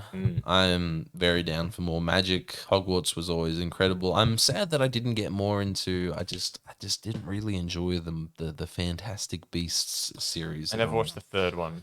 I don't They remember. cut Johnny Depp for the trial stuff, That's and they got right. Mads Mikkelsen in. Oh yeah, I did watch I that didn't one watch that. without watching the second one. Oh. And it was trash. It was just so boring. How do you make magic boring? You don't do anything with it. That's right. There was one really cool scene where it was like in some form of ball, and there was a bit of a magic battle, and people were like things were getting thrown in the air, and people were freezing things, and people then controlling paper and food and throwing it at each other, and there was just lots of very creative uses of magic. And I was like, great. This is what I want. I want magic in my magic. I don't want the same boring, just like I swear towards the end of the Harry Potter movies, wands were used more just like guns. Like it was just a bump, bump, bump, Yeah. back and forth. And there was less, like one of my favorite Harry Potter battles was in, I think it was Order of the Phoenix or something. And it was like Voldemort v. Dumbledore in Oh yeah, just after Sirius. just died. after Sirius, and like there's actual different They're spells, throwing fire snakes at fire ice serpents snakes, and stuff. water Yeah. balls, That's what it should be. and yeah, it was actual magic. And I was like, this is incredible. And then they just sort of They're just going. It's Star Wars. It's Star Wars. It's exactly like Star Wars. And I don't know, it wasn't really griping me as much. And I know the first few movies had the excuse of like, it's older times, so the only magic they could do is no CG, just more practical sort of stuff. Did they do any magic in the first few? I remember the levitating the club over the ogre. that was a bit of magic there. Just levitating in general. Do you know that Rowan worked on that scene? What? In the bathroom scene? What? Yeah. Hism. Oh my god! Yeah. Wait, so just He did the audio. just like the first movie, or wow, that's A incredible. lot we don't know about that guy. We really need to just sit down with our bosses and learn more about their lives, because I feel like we'd see a lot of really cool things. But yeah, so I'm excited because this seems like there's going to be a lot more magic in this game, Yeah, it looks cool. and hopefully professional Quidditch. I didn't even think of that. Esports Well, Quidditch. the roaming is just you flying over the mountainsides on a broom. Free roaming. I It can looks just go and really explore. cool. Oh my god! You were there for that conversation. I heard that so many Yeah. times. Sarah actually got mad at me the other day because I asked her, "Hey, you're getting a tattoo for your 18th, right?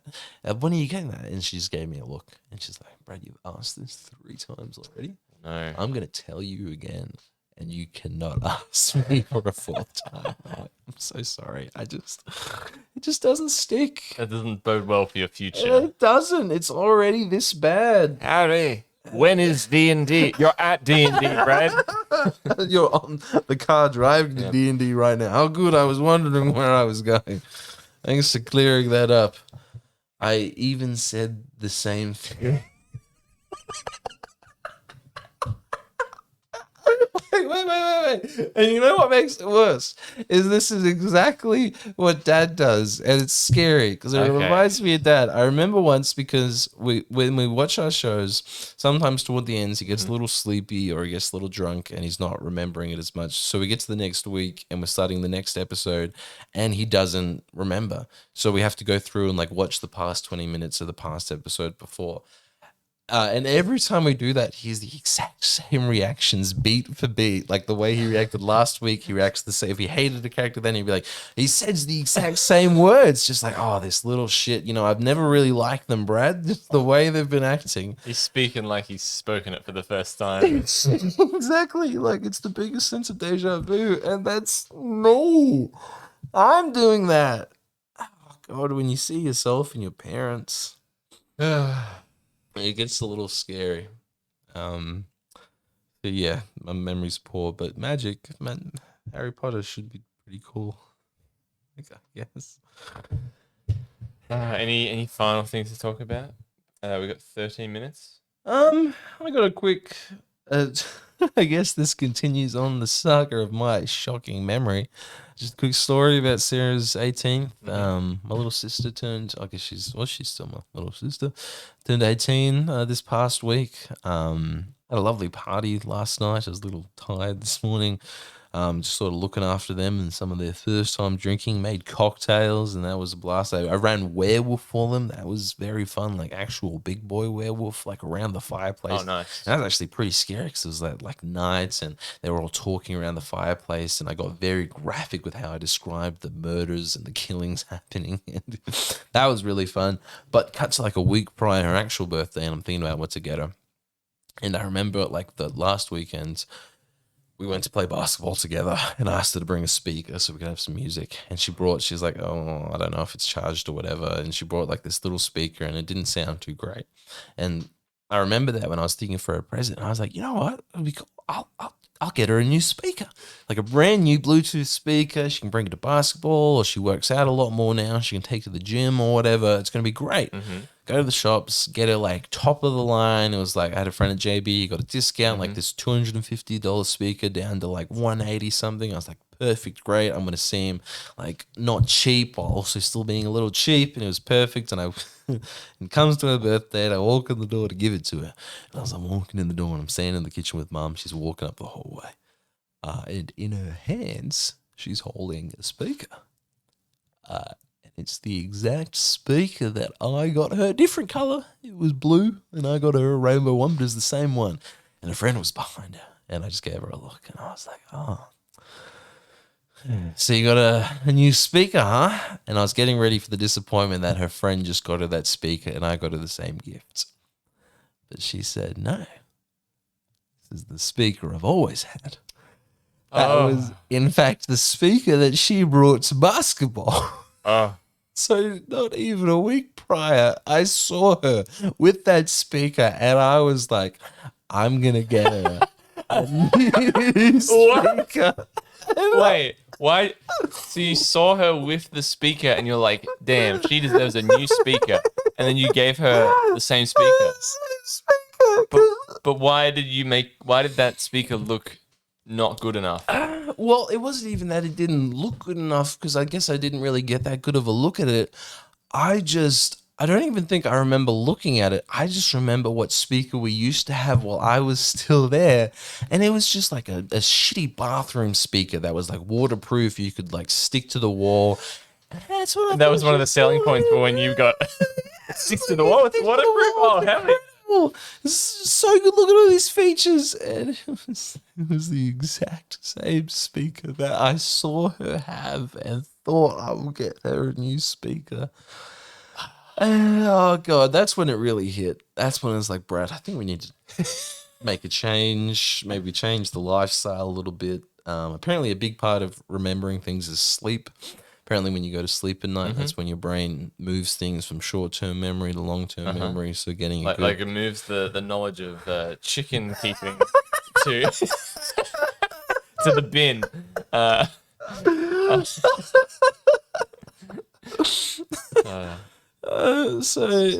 did you do with the speaker? Well, it turns out it wasn't a complete waste. Because the speakers can be paired and playing at the same time. And we used that at the party. It was like we can have the speaker outdoors, and then when people want to come inside and get a drink or whatever, you know, it keeps the vibe consistent as they're listening to the same music. What did she think of this? She just laughed, and it was like classic Brad. And she more appreciated the thought behind it, because I explained how I thought she had a bad speaker and I was getting her a new one. Damn. And it hurts. And I sometimes feel bad for the people around me, especially Michelle. Like, I must be an incredible person if you're willing to put up with this constant bullshit of having to remind me every single day what's going on. And I just don't change. Got too much chicken information for speaker talk. I feel like you're okay at work. Well, yeah, which is, I guess, maybe because I do that every day. But even then, and I guess this is sometimes my gripe with work, is that it can be very inconsistent. And like, unless I'm doing that job, like as soon as I get to the point where I'm doing that job every day for a week, I feel like because it becomes more second nature of body language, like click, click, click, click, click, click, click, click. But if I have to actually remember like an actual process or doing things, or, I don't know, just in one ear out the other. God damn. You have to wait. We'll finish with a certain story. I'm just trying to think if I have any stories. Please take the heat off me. And I've already told the Magpie incident. Brad sleeps enough at work to store all that info. I do have my lovely little siesta. I actually want to include at work at some point. We should include the siesta system. Do you know what a siesta is? I assume it's what you mentioned one time, where you sleep for 20 minutes or something.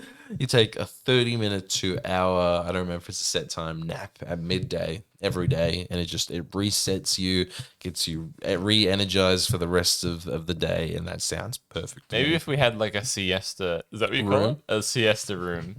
So This is why I don't speak publicly.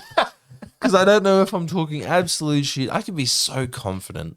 A siesta to me sounded like siesta. a party, like a Can Mexican we party. quickly Google siesta, just to make sure?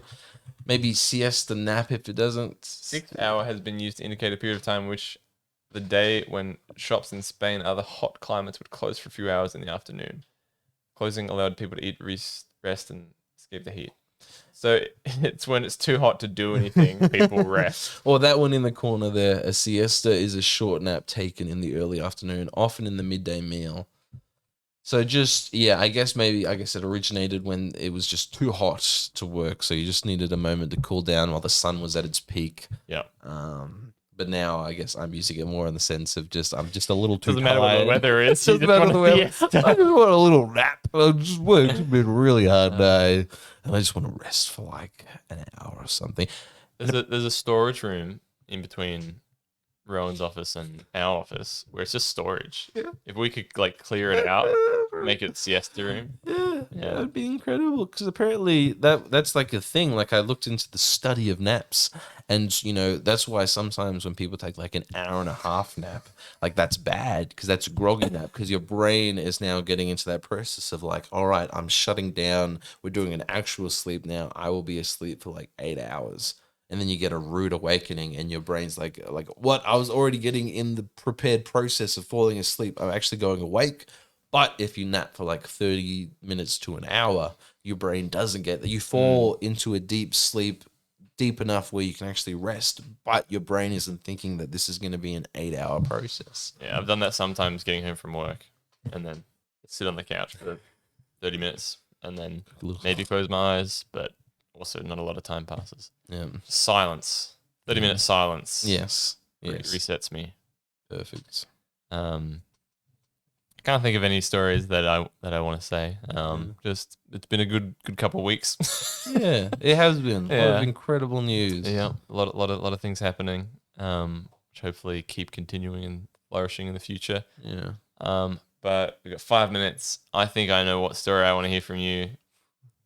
The trip to the cinema. No. In excruciating detail. I knew it. Buckle up, folks. Buckle up. Guys, This is what you tuned in for. I'm not a bad person. I just Out of 10, how sometimes- bad do you think this is? Out of the worst things you've done. Knowing how good of a movie Bullet Train is, Mm? I think this is like but also weighing it up to how much it's my fault. I'd give it a 6. Okay. Slightly above average. Dicky We'll things have to everyone do. rank you.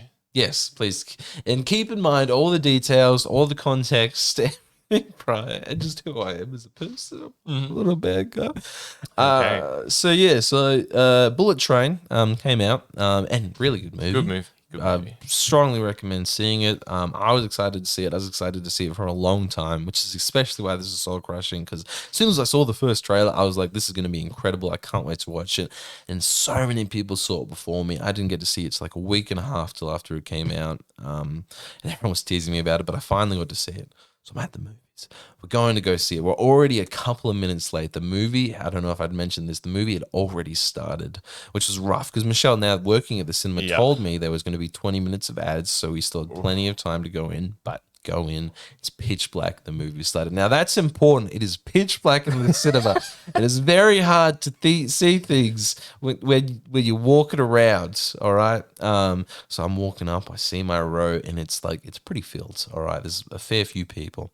So I see our seats right empty in the middle of the row. So I start squeezing. I start waddling. I feel bad. People are trying to enjoy the movie. I'm squeezing past these two people. And then when I'm taking the final step towards my seat, I feel a crunch. I feel like a little snap. And what did you immediately think it was? I thought it was it felt like a long pole. I thought maybe this was like someone's scooter that they took into the cinema. Because, teens are riding around the malls and what about a scooters walking nowadays. Well, I guess I didn't think about walking canes. I think I briefly saw the person to the left and they didn't look like old or anything. It looked like a teenager, which is why actually I thought it was a scooter. Mitch is scared. Mitch would have ran out at this point. and just bailed. Well, that's the thing is I was like, shit. And I tried stepping around it, but this fucking thing was everywhere. I was stepping over here and I was still stepping on it. I was stepping over here. I was still stepping on I was just crunch, just destroying. I had to step onto the actual chair and like, which I also felt bad for the people behind me because they're watching this idiot just go like this in front of them as if they're like stepping on berries to make wine. And then I step on the seat to block their view because I can't. I feel like he's trying to tug whatever I'm on, and I'm also apologizing. I'm going like, I'm sorry. And then are replying to me for some weird reason. Who knows? I'm just saying, I'm sorry. And I just feel them tugging at whatever they got. So I'm on the seat. I finally get off. I see they're pulling over whatever was on the ground, which again, this was on the ground in front of my chairs in a pitch black cinema. How was I to know? And then Michelle walks past and we sit down. And I have no idea what it is. You know, I sit down the entire movie. I notice as I like peripheral vision to the right, I see this guy and like he's clearly looking at it. He's pulled his phone out a little bit. He's showing the person next to him. And I'm like, God, I fucking break something that is important and I'm going to have to pay for or deal with this.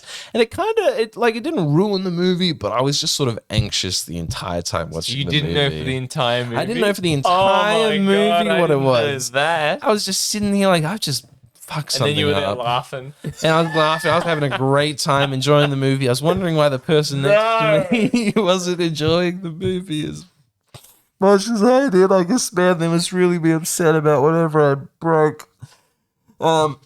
So, movie ends. Incredible movie. Sitting there, lights come on, people are leaving. People next to me get up. It's a little more clear what they're holding, and I still don't know what it is. I just see a long pole with some sort of rectangular square device on the top, and it's sort of flopping around a little bit at where it snaps. And then I look over to Michelle. I wait till they're gone, and I'm just like, can you believe these people? They're just leaving this shit right in front of me, making me look like a fool as I'm walking around. And it's like, what is that? Like some scooter or some shit? I don't know. And she looked over, she works there and she knows what it is. And she was like, oh no, that's something deaf people use as a closed caption machine so they can read subtitles while they watch the movie. And usually it's plugged into the cup holder, but they had it set up on the ground for whatever reason. My biggest theory is because the start of the movie wasn't in English, so they just didn't need the subtitles yet, and they were still sort of setting up. So that's when I put two and two together, and I realized I broke the kid's closed caption machine. A kid? A teenager, early teens, at the start of the movie. So the entire movie. How long is the movie? Like 2 hours. They probably had no idea what was going on, and I just sunk into my seat. Only when they spoke in Japanese, because that's when there was subtitles. And it all made sense. Crap. I saw why they were trying to fix it for so long. I saw why they weren't laughing at the movie. I saw why they weren't responding when I kept saying, I'm sorry. It all hit me. Surely, were they with someone? They were. They had another person. Surely they could go get another. Well, this is the thing that makes me feel a little bit better is Michelle knew about it so well is because it's something that D&D has. It's not their personal machine. It's something you go up to when you see the movie. Oh, right. And you see it's a closed caption movie. You can ask for the machine and they'll give it to you and you can have it set up. So part of me is kind of wondering why they didn't, because it was just the start of the movie, just go get another one. So maybe it wasn't completely broken, like maybe it was snapped, but the actual closed caption part of it still worked. And I didn't destroy his personal property. He just would have to go up to the front desk and be like, hey, so someone just stampeded on my machine. Made grape juice out of my machine. They fucking juice. Would you feel worse if they had to pay for I'd feel the so damage? much worse. I asked Michelle, I don't know if she's had another shift since, but I was saying, hey, could you just go and check and see if there's just one smashed closed caption machine hiding in the back? So yeah. So essentially, I probably ruined some kids' bullet train experience. Let's go if they hated the movie. Yeah, maybe they just didn't enjoy the movie, or maybe they were just sitting there the entire time thinking, "This fucking asshole." Damn it. But again, it was like in front of my. I guess that the movie had already started, and they probably didn't know I was walking down the road, so they couldn't Yeah. have heard me. They didn't have time to reach down and grab it, or maybe they forgot about it. But I had to get to my seat. I couldn't see anything. You know, it's one of those things where it's like I don't necessarily feel bad about what I did, but I feel bad about what my actions meant. And it meant some poor kid probably didn't enjoy Bullet Train. Not a fan of public transport. I don't do well with Goddamn. people. Okay, the last thing we'll go over is just the HQ schedule. Ooh, yeah, big schedule.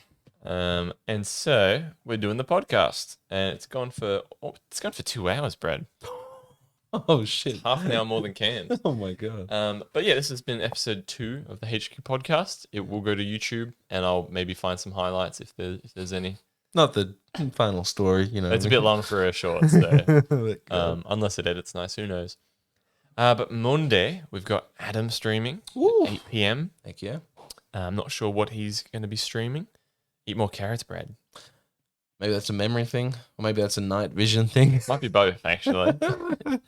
I will be streaming some Bannerlord tomorrow Nice. with some Twitch integration so people can hop in. Mitch will be doing his music stream on Tuesday and randomly throughout the week.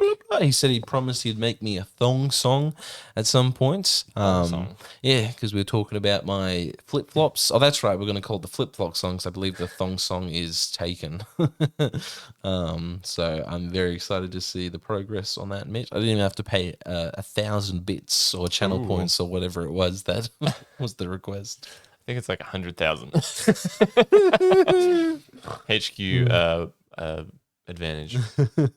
And then Brad, you and I, Turbo Tuesday. Turbo There's a question Tuesday. mark around the green Brad, but he may show up if he's available. I have nothing on as of yet, so I'm going to try my darndest. Oh, wait. Cool. You've got something on. Whose birthday is it? Is your dad's? What is it? It's D&D. Oh, But you can blame Lachlan because someone made a poll for like 2 weeks worth of dates, and Lachlan was like just Tuesday. that's okay. That's So- okay. I won't be there. That's okay. I have a blast playing Turbo Tuesday anyway. Got a lot of chatters giving me solid advice, which is a little scary. Yeah, true. But they're also begging me to actually communicate with my team, like through voice, and I'm just like, I don't know about this. Yeah, it's all screw. I like it because then I can just yell at them.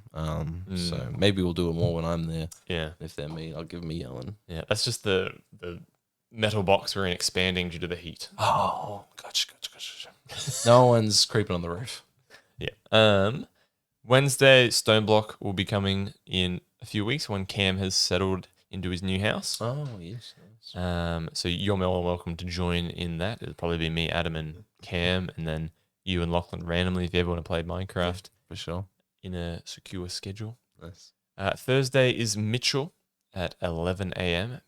Oh my gosh, me gosh. All these links are in the about section below. Can't wait. Great On for when Twitch. you're working and you can just Yep, have I do it. little Literally every time he guitar rocks up. tunes Yeah. going on in the background. Lurk for some music, get those points, and then get up to the those rewards. Yes.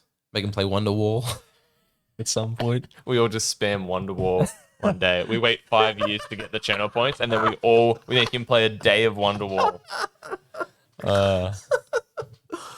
Oh, God. I did a switcheroo, which was pretty cool. So I swapped a word using his channel points for another word. The song. It was a song called Down by the Water. And I swapped water to water buffalo. So he had to keep saying Down by the Water Buffalo. I've also seen someone incredible. swap yellow to blue. It was all yellow. It was all blue. That's a great idea. Yeah, it's a great idea. And Adam, his weekly schedule for Friday has been temporarily moved to this Thursday. So he'll be streaming on Thursday, not Friday, which will leave Friday empty. Then Mitch will do another on Saturday. And then we're back for round 3 of the HQ podcast. Beautiful. Any potential subjects you think might be popping up? I guess Not sure. maybe I don't a know bit who's going to be more on. on D&D. Well, if Cam's on, well, I still have this huge list of religious questions that I yes. need to be educated on. So stay tuned on Sunday, the Lord's Day, to learn more about our lovely Sunday Lord and Moss. Savior. Sunday Moss. Yeah, so we'll try for you and Cam next week. Yeah. He's all moved in. Yeah. Love to see. Cool. Not a great incentive. The more I stream, the closer I get to Wonderwall. All right. God damn. Thank you, everyone, for joining us. Thank you. Very kind. See you next time. Please don't think too differently of me.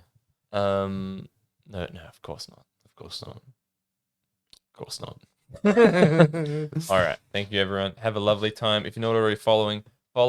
If you're not already in the Discord, Cheers, Moss. join the Discord. Oh yeah, it's popping off lately. The meme channels. Yeah. have Is it been Mason? going. Mason's been thrusting his memes into the chat. Meme galore. Donga Meme Man day. has been to the Alps. Beautiful sights. I had to make a few more channels because I didn't realize how active these things would be. But it's slowly expanding. So everyone, thank you for joining us for episode 2 of the HQ podcast. We'll be back next Sunday. Check out the links. Tally ho. Arrivederci.